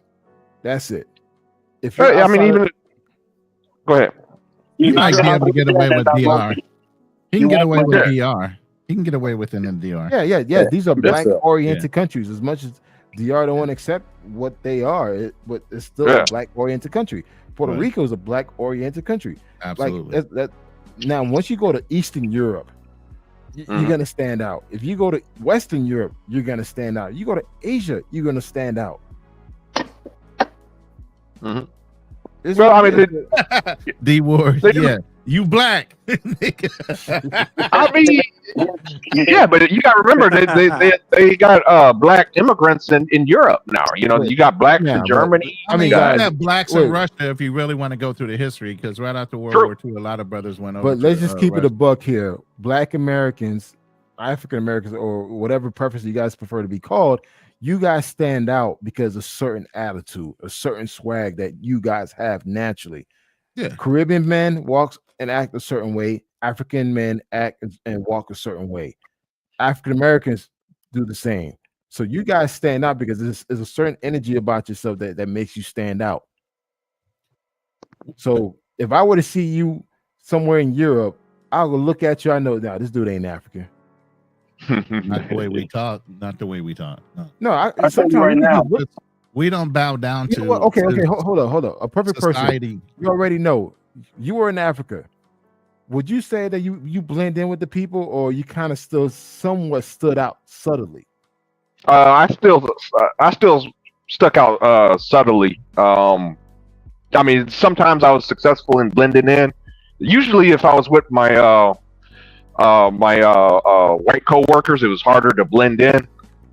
But if I was by myself, it was a little bit easier.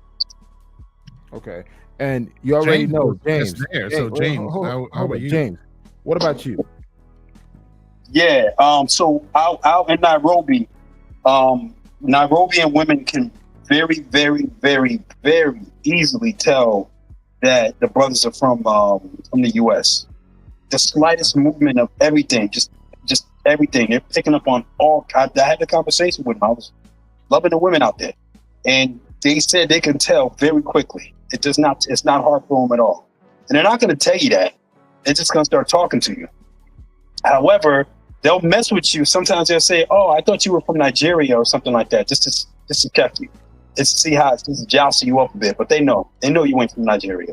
I'll say this, guys. I was in South Africa. I went to Durban. I walked into a bar, saw some girls sitting at a table. I just saw them. I went straight to the bar, grab a drink. One of the girls came up to me and they asked me, "Where are you from?" I'm like, "What do you mean?" It's like they know that I was not. They knew that I was not South African. Yeah, because you walk in a room, you kind of own it. And African men don't do that. And they then from there she waited for me to speak. Then she said, "Are you from the West?" I'm like, "God damn." I'm thinking I could blend in because guess what? I'm in Africa. I could blend in. They knew instantly, like, "Nah, you're not from here." And she said that your skin. She said, "Oh, your skin, your teeth, all that matters." They look at they look at all those things.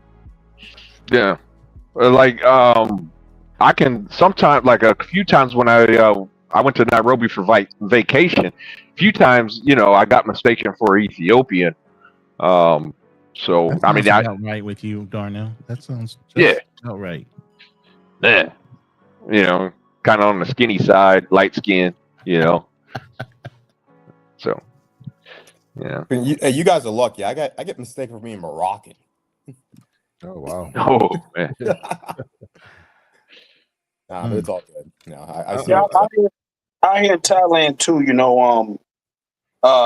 There's a certain blending in factor too, and everyone looks at black men the same out there, and everyone assumes that when they see a black man out here, we out here just buying and just going after the easy pickings. And that's about Damn, racism. they think That's that not highly about- of us? Yeah, that's not about us acting up. The only thing that's about us and how we move in Thailand is we're not so quick to throw money at women. We're not so quick to give money to Thai women. We always Thai women like, you like me, I like you, and you my girlfriend. I'm not gonna give you money, but you can stay with me. I'm gonna feed you. I'm gonna buy you clothes. No offense to Richie, but if you good, I'm a Richie Mack you. You see what I'm saying? Like that. So and that's now. like, and they gotta work for that. They gotta be an amazing. They gotta be L. And only when we see that, then we're gonna let you in. But we're not just gonna say here for the night, here for the weekend. There's some brothers out here doing that, but for the most part, we ain't. Everybody else that's out here, they know that right off the bat, they're going in their pocket and they're just throwing a bunch of money in their pocket. So the Thai women like that, we want money, that's where we're gonna go. But that's a good thing because the women who think like that out here are trash.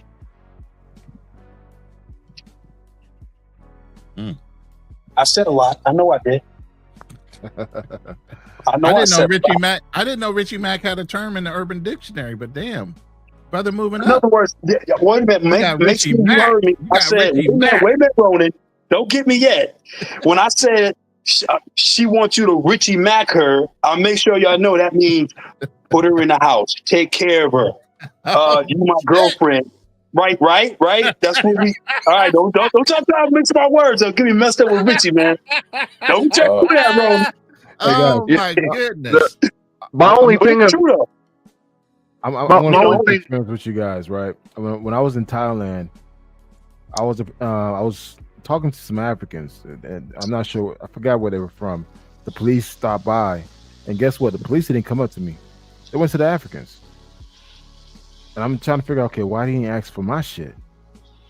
And all I know, probably, but they didn't bother me. They went straight to the Africans asking for the IDs. They didn't ask me. And I was Were kind you of guys dressed the same or? Nah? I was different. I mean, it was nighttime, so leaving the club or whatever. This was in Bangkok, but I just noticed that the police didn't really ask me anything. They just went straight to them. So I don't know. They probably looked at me like, "Hey, he's probably a tourist or whatever." So they didn't bother me. But that's something that I remember vividly when that happened. That they all went to the African guys, and they didn't ask me nothing. They know how to spot you. They know how you look. They know how you're dressed. They know how to spot Americans. I know when I was in Europe, I know this one guy was like, I can pick Americans out all the time. It's like, how? He's like, oh, American girls always wear jeans with sneakers or trainers. jeans with trainers. And I was like, oh wow. And I started looking at the girls. I was like, shit, he's right. What, they're not wearing the stretchy pants over there? No, I'm just saying. But if they're out and about, sometimes they're wearing jeans and sneakers. A lot of them Oh, are. okay. But yeah, people know our swag. They know our look. You know, you got a proper lineup. You know, something like Oh that. yeah, well, I mean, you came in the room taking shots, but you didn't say nothing yet. I was waiting for that to come out. Who's that? You. What shots? What'd you say to Darnell from the? Get a I knew that haircut. was coming. I knew that was coming. Yeah. Oh yeah, New Year, new Darnell, 2025. Yeah. Matter of fact, I got to go to a barber shop, man. I got to find a new barber, man. You've been past due to go to a barber shop, brother. Well, I mean, I did go. In November, I went like 3 or 4 times. 2 months ago. Darnell, you went 3 or 4 times in November. Come on, man. Yeah, no, I did. I did, seriously. I don't know. He said, I don't believe you. I don't believe you. Yeah, I need some receipts. Yeah. I want a brother to get a hold of Darnell. I want to see the magical transformations that I always see on the YouTube. Bro, I'll be honest with you. I went to a brother from the last one. I ain't gonna lie, man. My hairline was way back there, man. He messed me up good, bro. I was like, man, I need to go. I was doing better with the Hispanics I was going to for 10 years. I don't know, man. That was do hair transplant in Thailand, 3,000. I don't need a transplant, man. As soon as they quit cutting my hair, I quit letting that brother cut my hair. My stuff's back. That's where I need to be at about right there. Because they keep trying to chase that perfect line. They keep trying to chase it. Yeah, it keeps going backwards. Yeah, keep going back. Because I cut my own hair, man. You should just try to cut your own hair. I do cut my own hair. Try it. I've been cutting my own hair for 30 years, man. So since you're talking about cutting your own hair, brother Ronan, how are things looking for your trip to the Philippines? Because you're gonna be cutting your own hair out there. Everything's on track. Okay. Hey Ronan, my dad's bags are packed, man. He ready. Bruh, I just told you, your daddy is your problem. Your daddy, your problem, not mine. When do you plan on being out there? Is it I just tried to break my lease, and they're trying to put another $3,000 on me, so I gotta wait until the end of my lease, which is April now. Oh, okay. So, yeah, that's what's up, man. I want you to document that. That's going down. That's the whole part of the content. Yeah. For the travel side, panel stuff is one thing, but yeah, the whole transition from living in America to 100% living overseas, kind of like what James is doing. You know what I'm saying? Low key. I'm putting all this stuff in storage. I'm taking my computer equipment that I have. That's going all in one carry-on Pelican container, and that's going on the plane with me. Ronan, let me ask you, why not sell your stuff? Because I'm coming back. 100%. I'm 100%. I'll be back in about 2 or 3 years, and I'm building a house in Texas too. I don't know. You ever look into what you could get like for? I don't know. I felt like I'm trying to be your pops, but I'm just saying.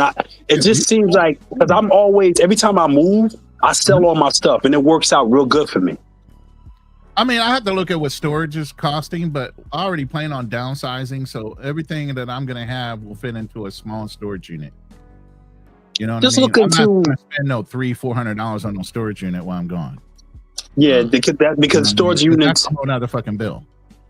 They do get raided because sometimes they crack open the wrong ones. That happened to my cousin, and they hit him up, and it was so hard for him to get his money's worth because there was no list. I mean, you could do your own list. I mean, you smart man. I'm pretty sure you could do that. A lot of the stuff you buy, it depreciates so quickly. You're never going to get right. the true value back out of it right after you take it out the box. Even if I had the pretty good. Box, I mean, you can barter so much, but then electronics is dirt cheap here in America. Yes, those are facts. So, even the size of the TVs that I have, a 75-inch in the front room. This one's a 50-something inch. another one in the bedroom. Those will go for pennies on the dollar, used. So, Yeah, if I get back to the U.S., I'm buying used all kinds of stuff, especially TVs, man. Yeah, You can make out well if you buy a used TV from somebody. There's so many people selling their good That's stuff. what I'm saying. It's so many used TVs online that it doesn't make any sense. I mean, it's just one more item. Even in the pawn shops, I was you can gonna find apply some for the deals. SSR. I was gonna apply for the SRRV while I'm there. If I did decide to stay, I could ship up to $7,000 worth of stuff from America to the Philippines. How about banking wise? Have you already there's a tried to Navy Fed establish an right there in account? Manila. Yeah, I was just about to say that. There's a Navy Fed right there in Manila at the Oh, that's VA. cool. So How I got convenient. a Navy Fed account And a VA, man. and the VA right there. So And Rona, you 100, right? I'm 100. Yeah, 100 permanent. Yeah. So for my connections allow me to get some good medical treatment there, man. That's why I'm really thinking about the Philippines next. Well, I mean, you can get like I said, the SRV is low requirement to get their permanent resident visa, $1,500 in the bank. That's it, in an income. That's all. Man, that ain't Ronan, nothing. I thought you were not going to Manila. I thought you were going somewhere in the province. I'm going to a province on Luzon, which is where Manila is. Okay. And the province where I'm going actually has its own airport. So I can fly out of Cebu, I can fly out of Manila right into her town. Okay. In and out of Japan anytime you want. No big deal. Mac flighting. Whatever, right? Mac flighting. Well, what I want to do is do Guam a couple times since right there. Oh, yeah. Hop to Guam. No one talks about Guam. Territory. I heard about it. Be quiet about Guam. Give them the floor. Let them talk about it. Give them the floor. Zone. Guam is like Hawaii. Literally, if you go to Guam, it looks like Hawaii. Yeah. It even Guam has is just a lot smaller. Like the Hawaiian islands have the sunken naval ships that were got bombed by Japan. There's sunken ship memorials there on the Guam island. Yeah. So when you Guam go to the harbor, it looks Guam exactly is like just super Hawaii. small, brothers. It's super small. Super cheap. 33 miles wide, 33 miles long, 8 miles wide. Alcohol is even cheaper. I used to have a Guamanian that was in my unit. His name was Kamal. He could drink. Well, we call them Guamanians. He was okay with that. But he could drink his ass off. I'm like, how the fuck can you drink so much? God damn. We got there and fucking alcohol is dirt cheap there, bro. American alcohol is cheap. Yeah. Like, Guam is okay, but I think that you gotta another thing to realize, James. I know you're familiar with like Japan, Okinawa, and all that. Yeah. That the Marines are now in Guam. Yeah, the Marines always go to Guam. No, but they are based there now. Yeah, there's a naval base. No, not a naval base. Not a naval base. The Marine Corps has a base there now. It's called Camp Bass. Oh, okay. Yeah, it's brand new. It's not too far out of it. I mean, the Philippines is about to add 2 more bases back. Yeah, hey, Marine Corps is out of Okinawa now. They're in Guam. Okay. Are y'all like me? Do y'all like the idea of going to a foreign country and being close proximity to a nice big military base? Do y'all like that idea? I love the idea. I can still go to the PX. Okay, I thought I was the only one. I thought I was. Why wouldn't I want to take advantage of all the American items that I can get for free without having to pay import tax? Yeah. Ramstein. All I have to do is now was out of the question. I can't do an island like that. If you go to any mall in the Philippines, you would have to pay an import tax because electronics cost more to get there. If you go to a base, you don't pay no import tax. You get the same item. What is the best military base overseas? That's debatable there. Yeah, I would default to Air Force always. Air Force always has the best bases. And also, let me add this: there's space age travel where you can travel for free, but you're on their schedule, though. Yeah, I need to check with you on that one because you gotta be near a base that is like it's complicated too. It's AMC base, but still, yeah. You gotta be near. It has to be. You know when you have to make a border run, it's no big deal. Just AMC Air Mobility Command type base where you land see the somewhere 17s quite frequent. Travis Air Force Base is one. AMC is there. Yep. The frequent ones are like Germany and Japan. They frequent quite a bit. Have you guys had problems with logging in with your code for the VA? Yeah. Because they kicked me out, and it's like it takes like 6 months to get your password back. I'm like, what the fuck is going on? What do you mean? Talking about getting the VA.gov? When you go on the VA.gov, yeah. I just use ID me. You got forced to reset your password. No, use ID. Oh me. yeah. Use what? I log in through ID me. Yeah, I do that. But they force everybody to start using ID me when you already had an existing password. So when you had the existing password and they force you now to use ID me, they basically reset everybody's password that had one. Yeah, Okay. I logged into it twice a day. Well, I had to use it's like the same one you use for like if you're applying for a job on USA Jobs. Yeah. So you're constantly on the system though. I hadn't been on the system for 5 years and they did that to me. So it's like it fucked me up. Yeah. So I got to get that fixed before I leave though.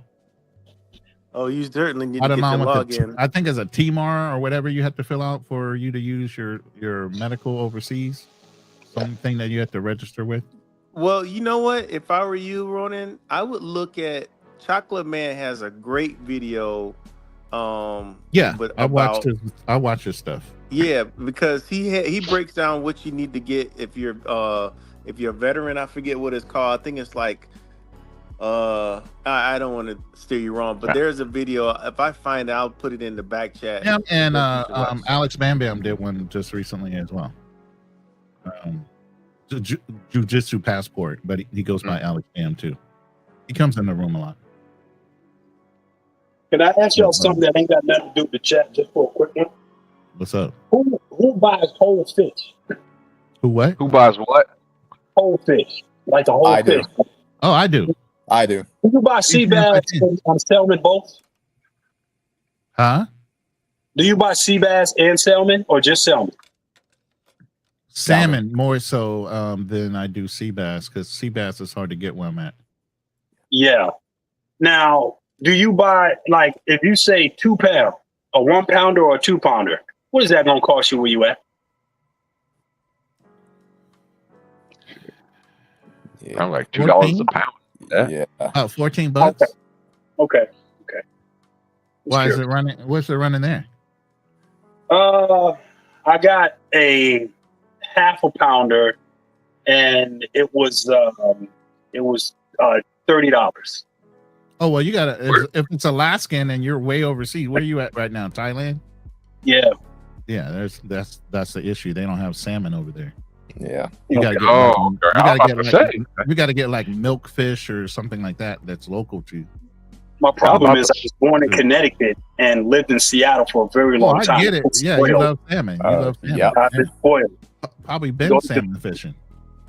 I mean, I go to the fish market, go out the pike, and I go there with a book bag.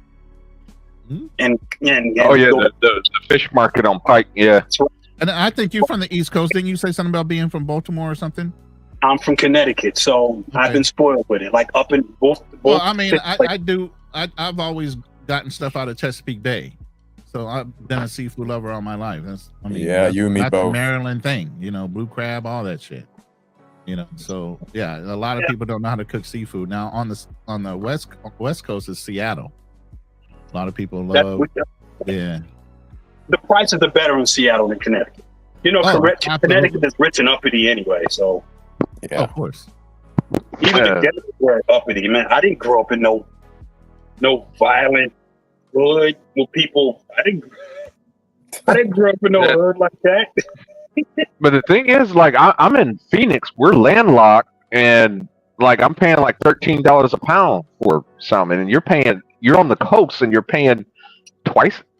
Actually, more than twice as much as me. Who?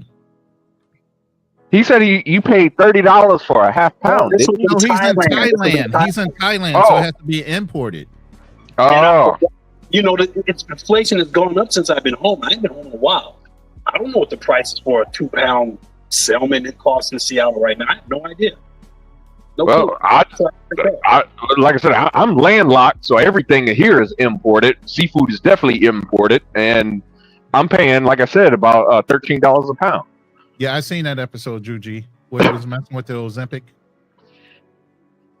But you also know that Alaska is even better than Seattle. I mean, that's a hundred. Oh yeah. That's even better. Oh. But if you could be sitting at Pike and the price can change in real time, like while you're there, you sit there and that's what the price is, and they'll change the price right there and there. That's just how these boating things. That's how it happens.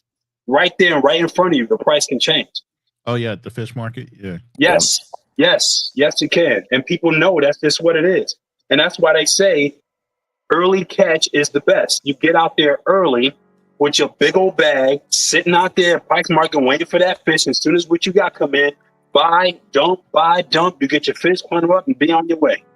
That's how you do it. In the Dominican Republic, that's what we do. We get our fish early in the First morning. thing in the morning. Yeah, right First in after the it morning. comes You right don't off the wait boat. until midday. Mm-mm. We don't go. Nope. We don't go to the grocery store. We go straight to the places where they go grab the fish Right to the port. off the ocean, and we get it. And Fresh. we get some of the Still biggest. tastes like the ocean. Yeah, we get the biggest guys. Let me tell you this: we get the biggest snapper, paying a fraction Lord, of the have cost what mercy. you pay at the store. Oh yeah. But do you have to gut it and clean it though? Who Yeah. gives a Yeah. Here's the thing. They can do it right there, but who cares? I mean, Right. See, that's the thing. This is when you get a girl that can do it for you. I had one. I did. And that's a shame, know. Darnell. If you scared to clean a fish, but his woman isn't. That's a shame, Darnell. Uh-oh. No, I'm just saying it's one of those things. It's time consuming. Not about scared. Cleaning and gutting a fish is a process, but again, if you got the right one, dude, you can while she's doing Scale that, you can be sipping on the bill, and all sipping the on some fucking whiskey. the bones out of it and everything quickly done. Yo, and the thing is, like in DR, man, what the thing I love about DR, like when you get those fish, they're like they have local fish fryer place right there. They'll gut it for you. They'll gut it for you, and they'll cook it for you. Right. Yep. And so you just sitting there drinking some Presidentes. Then once it's still ready to go, you take the bag, you take it home and eat it. Go home, yeah. Or better yet, you can stay on the beach and eat it. Yeah. True that. I love And that's fresh fish breakfast. markets. I That's love it. breakfast. You haven't But you goddamn definitely got to fried be there in the snapper. morning because their food control is not the same. You You have get there in the morning, they ain't like they got big refrigerators and ice laying around. You know, these are hot countries, so imagine that. Yeah, so I always tell guys like the amount of money guys will pay for a snapper in Sasua, I'm paying a fraction of that cost in the countryside. And I'm handpicking the fish that I want to eat. So I could pick a 3-pounder snapper and eat it with rice and beans and some sweet plantains, and I'm good. And I have leftovers. I'm still paying a fraction of the cost what the dude will pay in Sasua.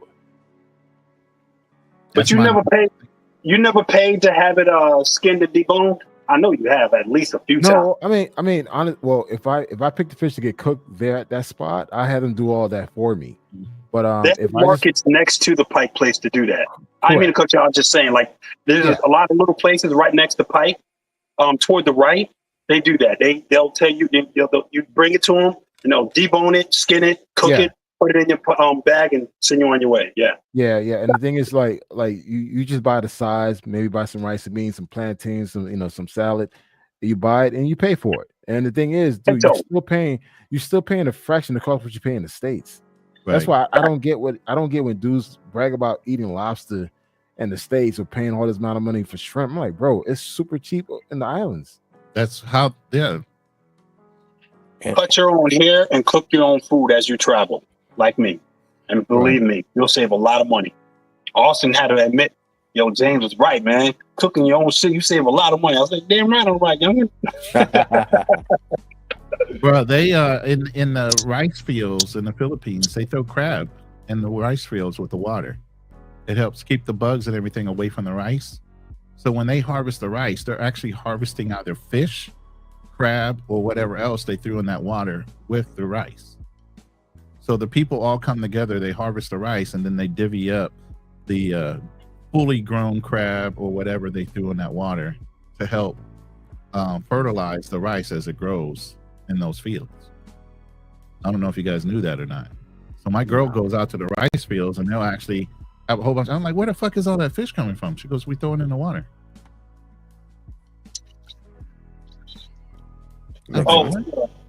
Stop eating at Chinese restaurants. Y'all been seeing what's been going on, right? Yeah. No. Right. Nah. They eat They're hitting rabbit. them all Right. up. Huh? They what? They're hitting all the Chinese restaurants are getting Yeah, hit up. They're just running after going up in all of them and hitting them with all kinds of fractions and finding out so many of them are being hit for the most unsanitary stuff that make you want to throw up. Looking at their CCT cams and everything.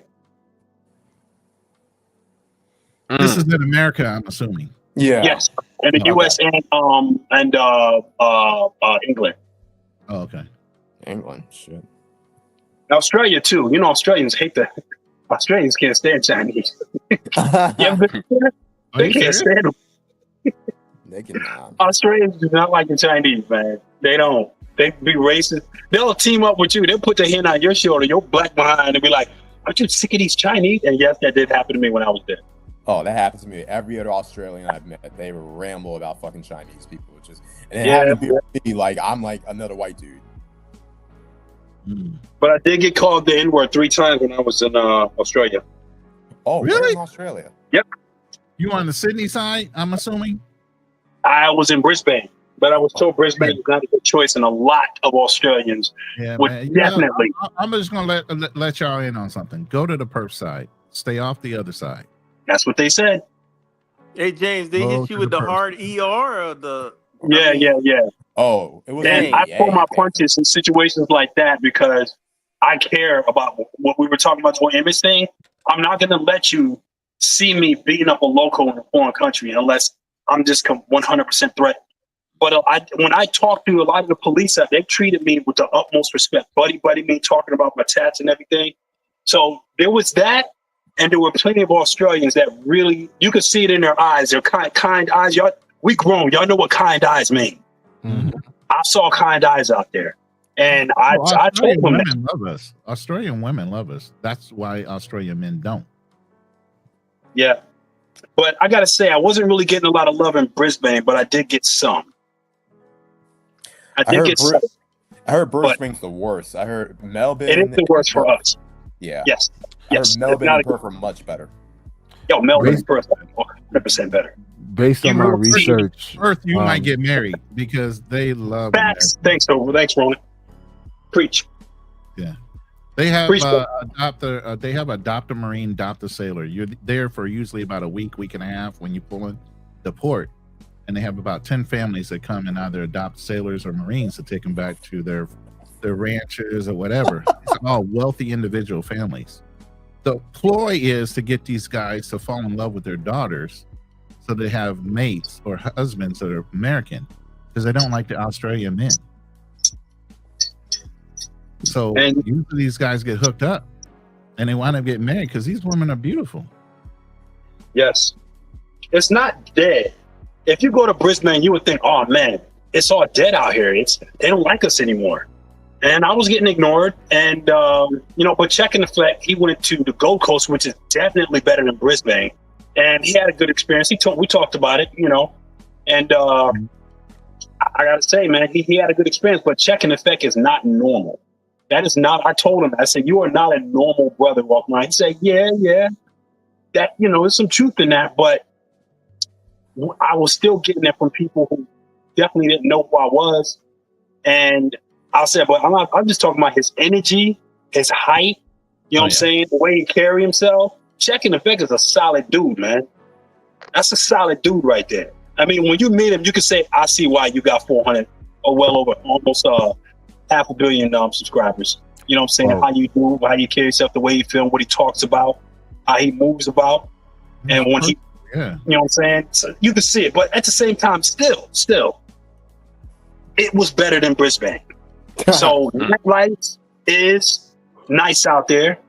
But there's a lot of African brothers out there, you know what I'm saying? And they will hate on you in the club if there was a really banging Australian woman who's showing black men love.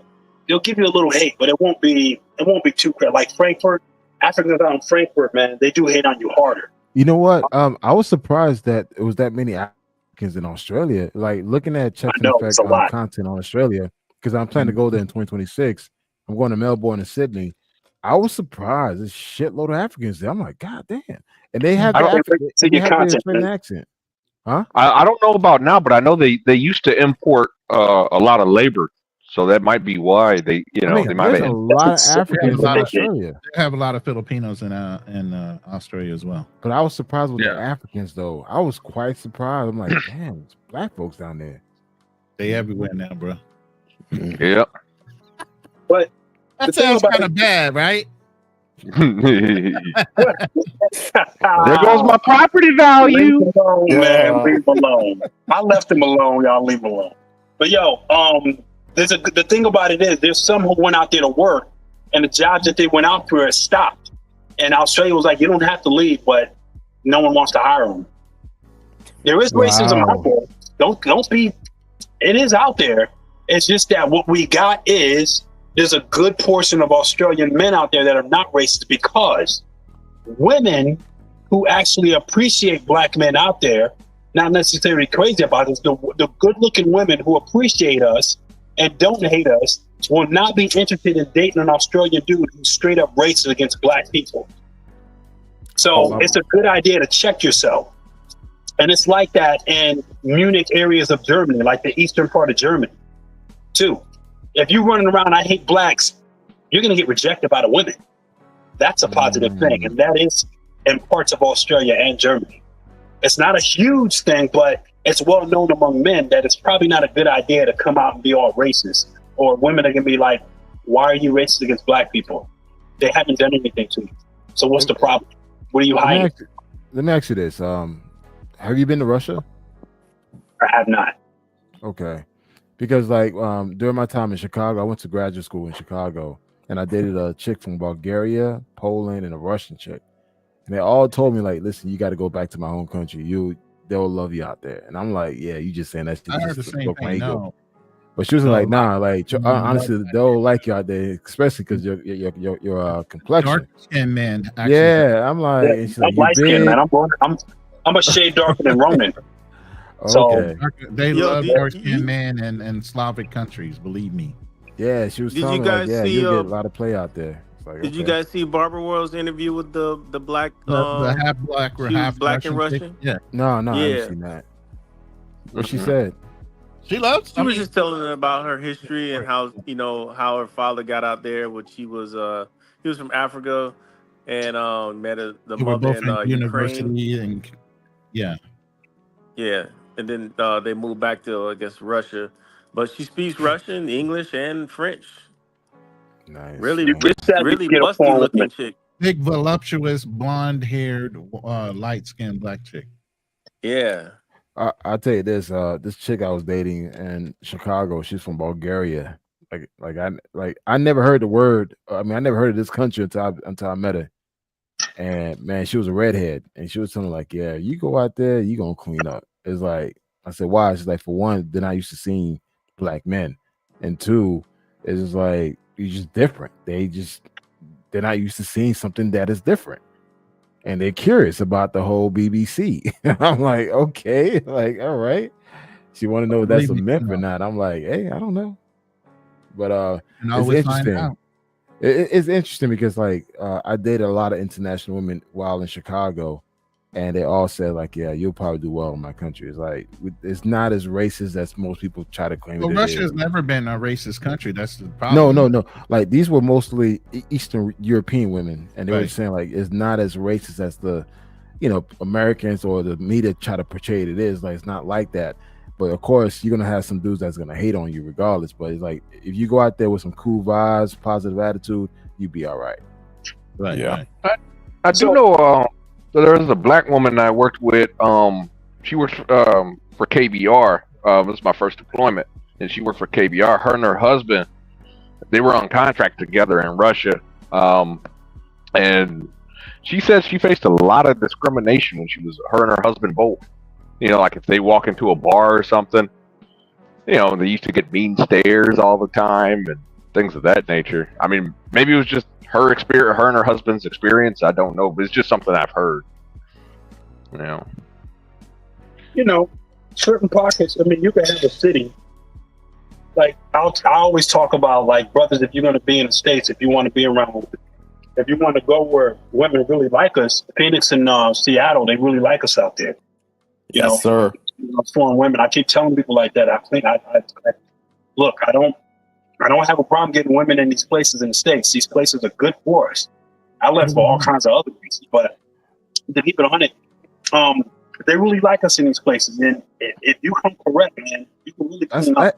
And that's the key word. If you come correct, that's the key word. Right. Because for me, when I lived in Chicago, when I was doing some sales, I was covering the central regions. I was going to Minnesota, I was going to Nebraska, Iowa, fucking Missouri, Wisconsin. Bro, I was getting tail left and right. I'm like, damn, is that easy over here?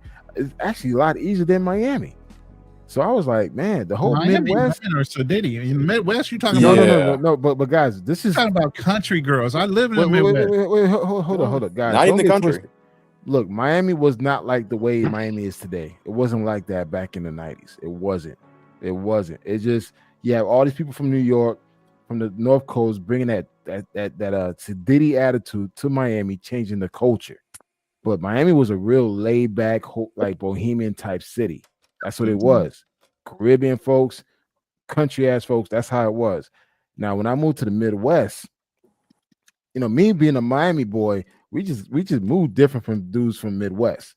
So it's just like when I was traveling out to Missouri, Kansas, Nebraska, Iowa. Man, I didn't realize that I was seeing white women with big asses. I'm like, God damn, I've never seen that before. I've never seen that before. I'm like, yo, these chicks are around here. But hold up. But the thing is, again, I'm not used to seeing that. Living in Miami, we used to seeing Latinas, Caribbean chicks, emaciated ass skinny white girls out there that are trying to look like models. Well, Miami is different because I was raised around Hispanics and Caribbean folks. So we had Latinas and Jamaicans, Jamaican, Bahamians, Trinis. That's what I had growing up. But when I moved to the Midwest, I had the good old American Pie white women. Yeah, it was different. I'm like, yo, these are full. That actually grow bodies. Listen, man, coming from Miami, collard greens and cornbread out here too.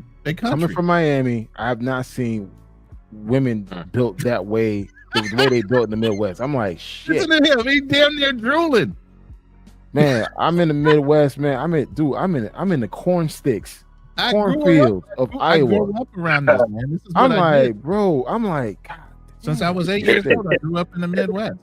Yeah, they need a little. Yeah, they gotta have a little insulation, man. It get cold up there. No. But dude, Midwest chick, they built different, man. Look, I've been to the East Coast. I've been to the West Coast. Midwest, they built different, man. Even like even the dudes, they big as hell. I'm like, no wonder y'all damn offensive linemen coming from the Midwest. But just going back to the story, man. Listen, when I was going to Nebraska, Iowa, Missouri, Kansas, fucking Wisconsin, Minnesota, shit. Corn-fed motherfuckers. That's what they call us. I'm gonna tell you this, guys. It was easy to smash. And these were very wholesome, good, easy, invite you to dinner, meet the parent on the first date and shit. I'm like, damn, you just met me. Okay, come over to the house. I'm like, okay. And man, it was just a whole different experience, man. That's why I give the Midwest was some of my best dating experience was the Midwest. The Midwest. Yeah. Man. The only thing Detroit was, believe it or not, Detroit was actually like that. People, I mean, it has a real bad reputation, but people in Detroit, there's some thick ass women in Detroit. And but the thing is, I was going to say is that because you're expected to speak. When I say speak, I'm talking like say, good morning, like somebody, some complete stranger say, good morning, how are you today? And if you don't say nothing, then they look at you like you're funny. Hey, I just spoke to you. Like, you gotta. That's what you gotta learn about manners. And that's why I like the Midwest. The Midwest are very wholesome, nice people. Yes, sir. Yeah. The East Coast is trash, from Connecticut all the way to damn New York to fucking almost half of DC.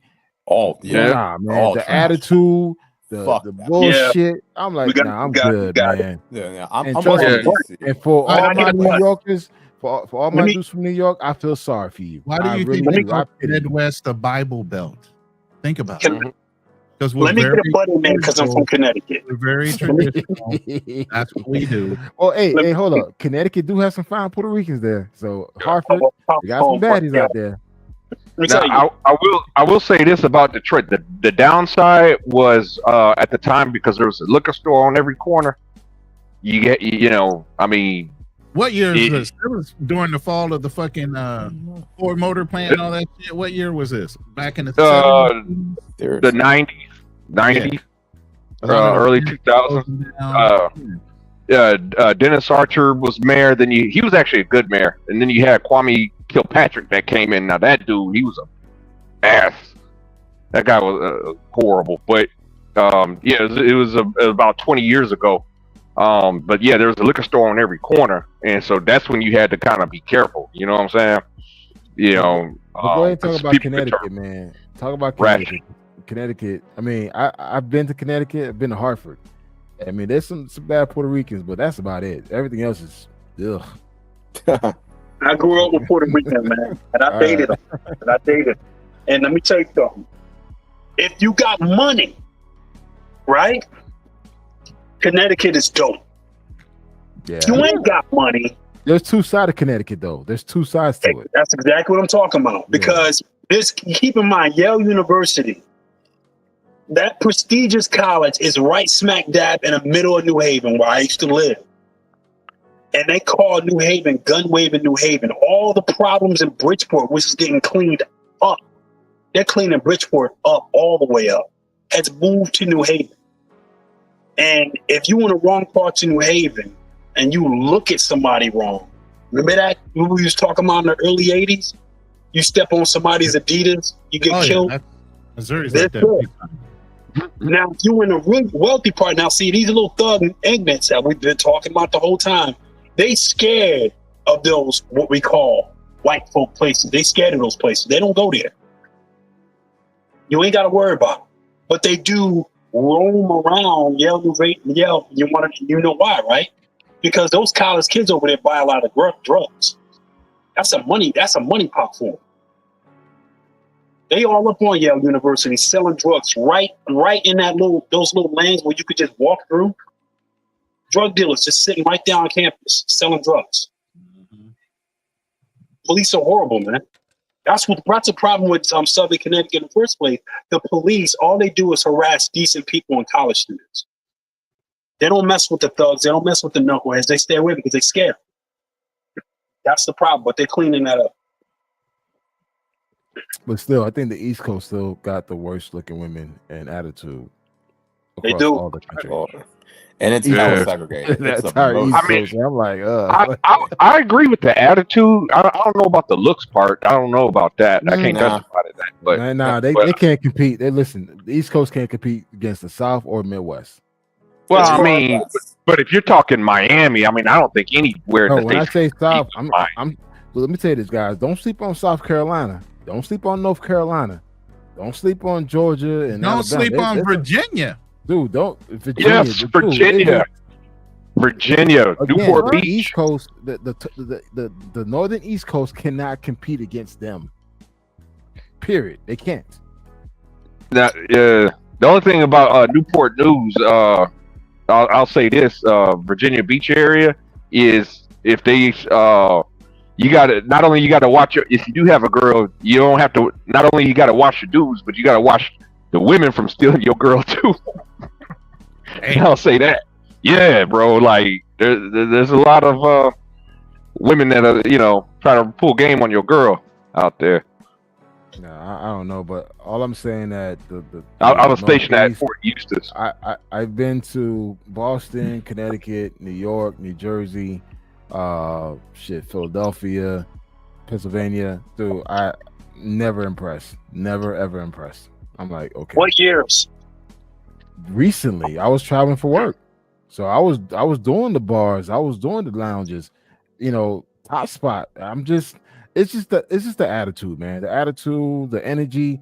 It's just flat. It's just a very flat energy. Those are facts, man. I give you that. So for me, it's like being a Miami boy, being in Chicago, and now in Atlanta.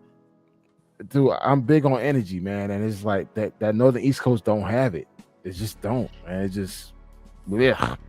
But I'm noticing that too.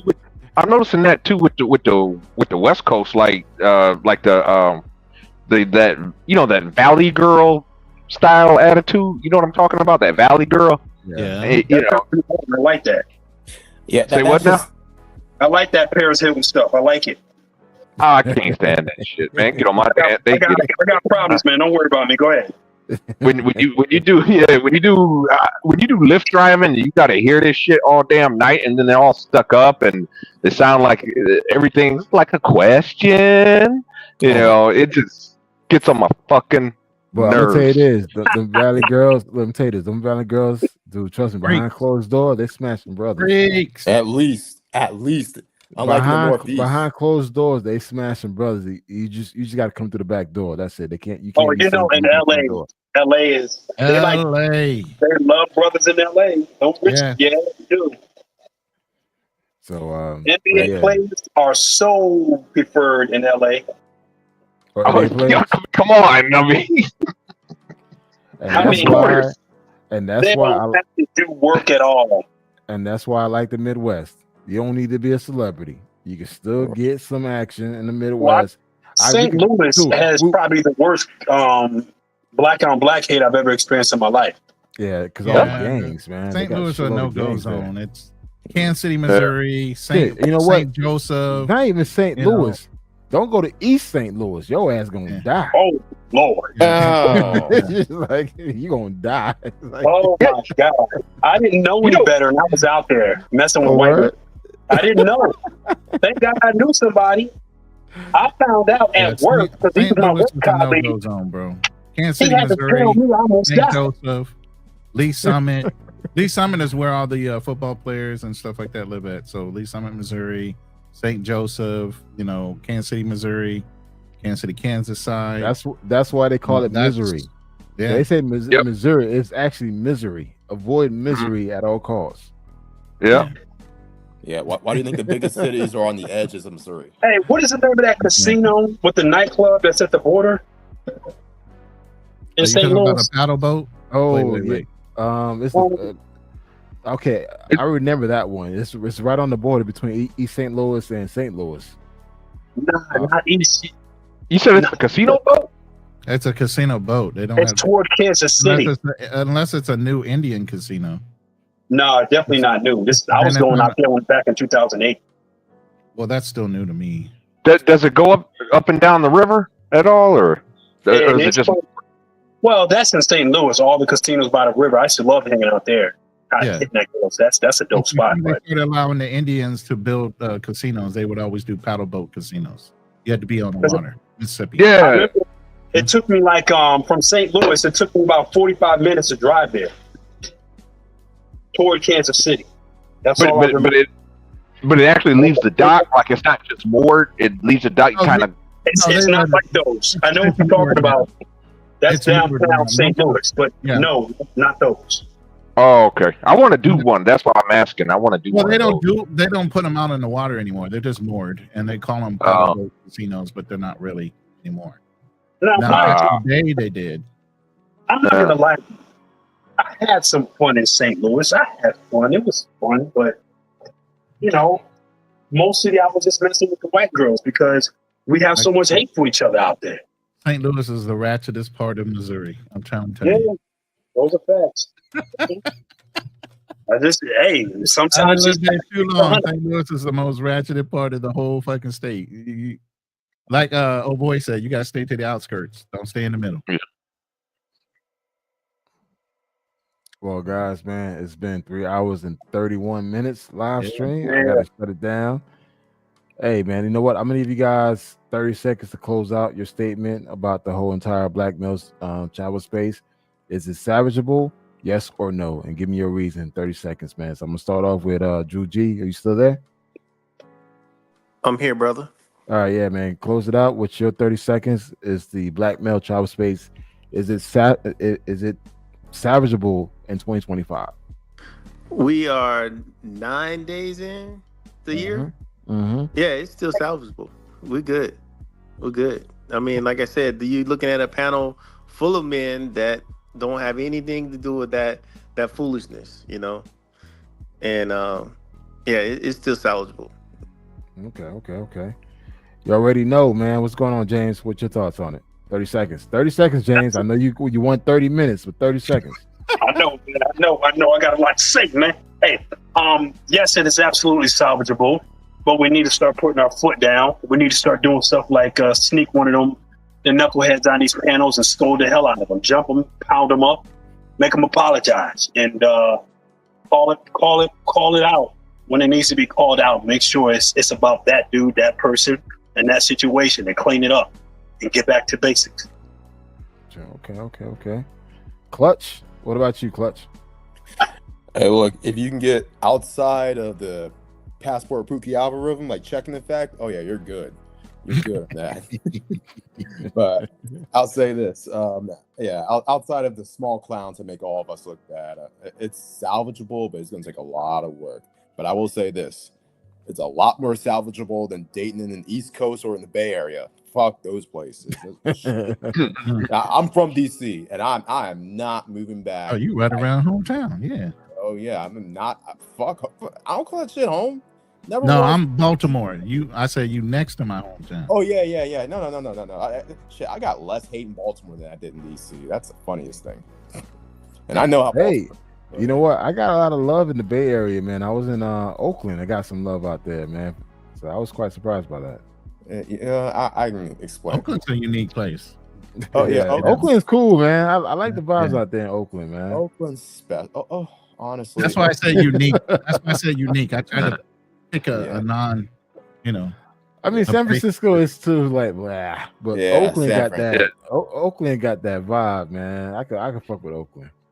I was considered too square for that area. Yeah, when I used to live in Vallejo. And so I know I used to live in the Crest, Highway 37, right there, Marine World Parkway, Highway 37. It was a Crest, and yeah, I was considered too square. So I was like, I'm in the hood, but I'm not a hood dude, Yeah, same here. I think that's my problem with Oakland. I mean, it's the better part of the Bay. It's better than San Francisco. I'm more of a San Diego guy, but yeah. Oh, I love San Diego. But everything up there now is like smells like piss and shit now. So yeah, that's so pleasant to even think. It's falling off. Anyway, hey, thanks for having me on, guys. All right, no problem, Clutch. Darnell, the official sponsor of the show. So, hey, what are your thoughts on is the black male travel space? Is it salvageable? Can we actually save it? Yes, it's salvageable. Anything can happen. But in my opinion, it's highly unlikely. I'm just going to be honest with you. Wow. I've been on Razor Ray's. I've said it a couple years ago when I first got on Razor Ray's show. I talked about accountability. That's the issue. I think that in the black community, and I'm sorry to say this as a whole, but that's the issue in our community that we have is a lack of accountability. As soon as we mention what one idiot does, the first thing, well, what about the white folk? What about this? What about that? That's the very first thing we do. And instead, you can't control what other people do. You can only control yourselves. And we got to stop. We got to stop doing that. What about everyone else? And say, hey, man, let's police ourselves. Nobody wants to do it. So that's why I don't believe it's going to happen. Okay. But you know what? We want to say thank you so much for. Okay. Thanks, Darnell. And trust me, hey Darnell, if you ever want to be my moderator, I'll give you the right. I already Roland, he got my ranch already. I know Roland wanted to offer some people to be my moderator. I was telling him no. So hey, I'm offering it to you, man, just in case you are interested, man. So but send me a list of rules, and as long as I understand the rules, what's your rules and expectations? Just if you see a bitch ass dude named Paul Minor, just block his ass, man. That's it. Paul Minor. Okay. Yeah, Paul Minor. If you see his bitch ass come on his damn any other aliases he goes, you block his lame ass. He's in my room right now. Yeah, block his lame ass. That's it. That's your primary job responsibility. You see a bitch ass name Paul Minor join on the fucking stream, you block his ass. Everybody else, you don't need to block, but his bitch ass, you block his ass. So that's it. You see a lame ass. You getting all kind of hate, bro. Paul Minor, whatever his name is, you block his ass. That's it. That's the only person I need. You know he's trolled us all, right?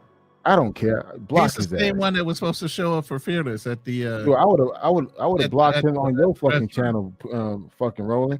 But y'all, I can't get access to your damn channels. I would have blocked his ass there too. So listen, if you want to be my moderator, you got one job. Your only job is to block this lame ass fuck nigga by the name of Paul Minor. Block his ass. Yeah, tell us That's how it. you really feel.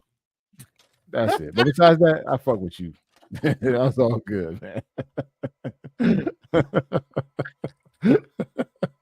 God damn. Hey, I'm fucking around, guys. This is all love, man. It's all good. Rolling, man. What are your final thoughts, man? Here's the thing. As far as a black male travel space, man, it's been consistently rolling since the military. It ain't gonna stop because of a couple fragments of people that are promoting all the bad things that are going on in travel.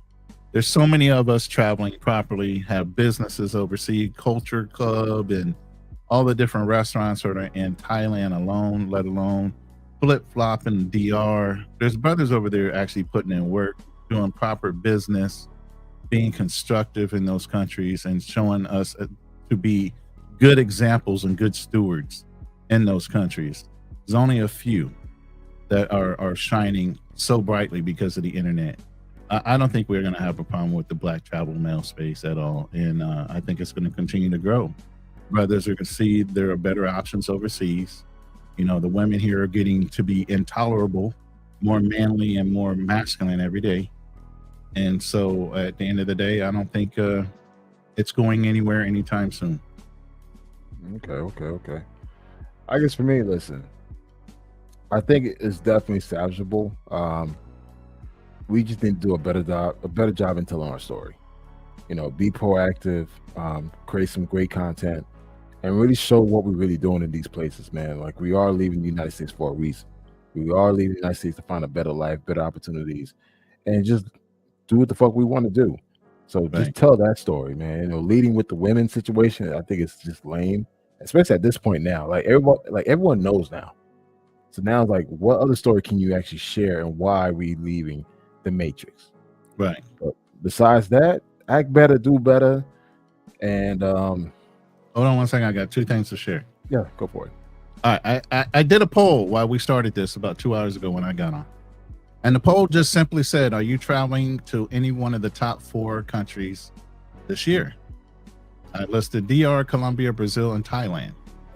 You're going to be interested to know, DR had 25%, Brazil had 12%, Thailand had 62%. You want to know what country got no votes? Colombia. Wow. Not one vote of anybody saying in my room they wanted to go to Colombia. Thailand won.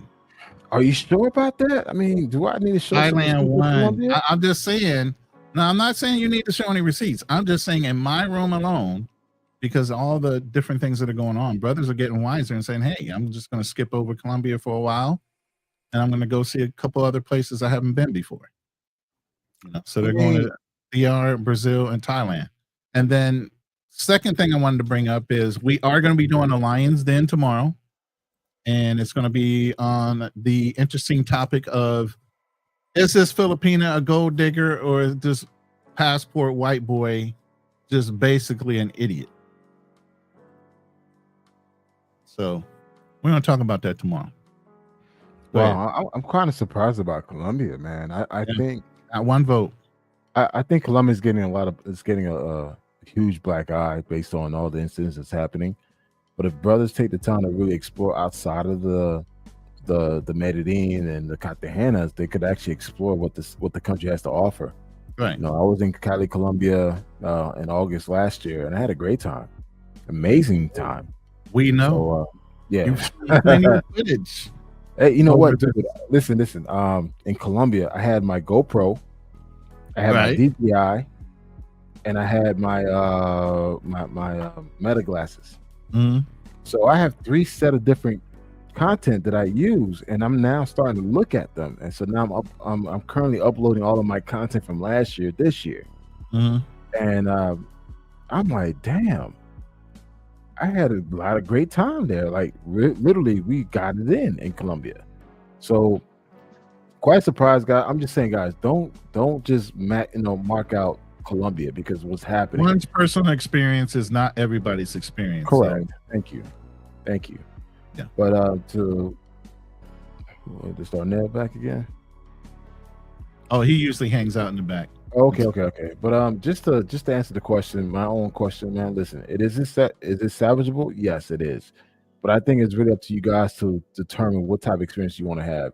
If you're trying to have that fucking YouTube experience based on walking around with a camera, following someone's ass in the back end, yeah, that's crappy. If you're going to the same park, going to the same clock tower to have fun, yeah, that's crappy.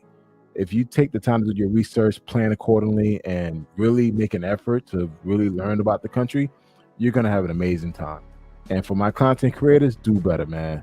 Like the world already knows what you're doing. Switch it up, change it up. You know, we got Roland about to share his experience about him moving out to the Philippines. That's what people want to see. Tell your story. We all got interesting story to share, you know, and just like for me, I'm not moved by ass anymore. What about you, Roland? Are you? I've said it a long time ago. I look for quality, not quantity. I'm not out there just knocking them down like I used to. But for what? That shit gets old, man. Yeah. So, the black male travel space is salvageable. We could actually save it. We could tell our better story. We could tell a better story and really let everyone know, like, hey, listen, we're not the so-called person going to these countries to get drugged and robbed and killed. No, a lot of us are winning while overseas. A lot of us are opening businesses, buying land, owning properties, investments, starting families. Trust me, a lot of us are actually winning overseas. Don't believe what you see on YouTube. And that's it for me. And I close it out, man. And I just want to say thank you for everyone for all the amazing donations we got today. This is amazing. I think total we got about 260. $260 worth of donations today, guys. That's amazing. This is amazing. And just wanted to give a special shout out to Highlander, shout out to Darnell, and shout out to Passport Bros, man. Thank you for all the donations we got today. We are monetized. Support the channel. Definitely support Roland, support Fearless, support myself. Tomorrow we're having the Lions Dens podcast. It's gonna be an interesting topic. Of course, tomorrow's my last day of alcohol. After that, I gotta freaking sober up on Sunday for Monday. So, and I'm actually gonna be defending the Filipina tomorrow. You are? Yeah, I told you I got smoke. I'm surprised, man. I got smoke, bro. I thought you. I got evidence. I got smoke. I got smoke. I literally thought that you was gonna defend a white dude. Nope, I'm defending the Filipina. I got smoke. Okay. All right. And you know what? I could piggyback on that because the thing is. One thing, guys, check your ego, check your pride, check your attitude. A lot of us, we go to these countries, man, think that we're better than these people because they make less than. Bro, you make $20 an hour. You're not better than anybody else. And we need to learn how to check our attitude, our egos, and really go there with some type of level of humility. Because yeah, I've heard some stories about that dude, man. He's rotten. He's rotten to the core. And I see she has every right to leave his ass. So I'll be there to talk about it. But we'll talk about that tomorrow. She still is. Yeah, we'll talk about it. But again, this is a very common thing that most American guys tend to take this same attitude to these countries, thinking that they're entitled and feel like they're better than the locals. We need to check that. So with that being said, just wanted to say thank you so much. Happy New Year. Happy New Year, Roland. Happy New Year to you, brother. Glad to see you made it back from the fam. You know, we're going to be doing some bigger, better things this year.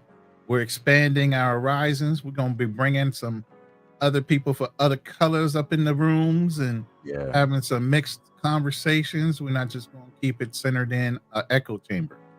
It's time to evolve. Yes. It's time to evolve, man. Like all the bullshit that happened last year, it's time for us to step our game in regards to content creation. It's time for us to step our game based on conversation. We need to talk about building. All the trauma talk. If you need that trauma talk, join Fearless and Rolling Live Thursday night, come see us. Thursday night with a live therapist. I highly recommend you go to that damn show. For all you bitter ass dudes out there, yeah, go join that show and talk about your problems. For all my brothers that are looking for solutions, that's trying to make a better life, come to my town and we're good to go. So with that being said, thank you so much, man. Awesome All right, live show. Thank you for everybody and have a great night, man. Salute. There you go.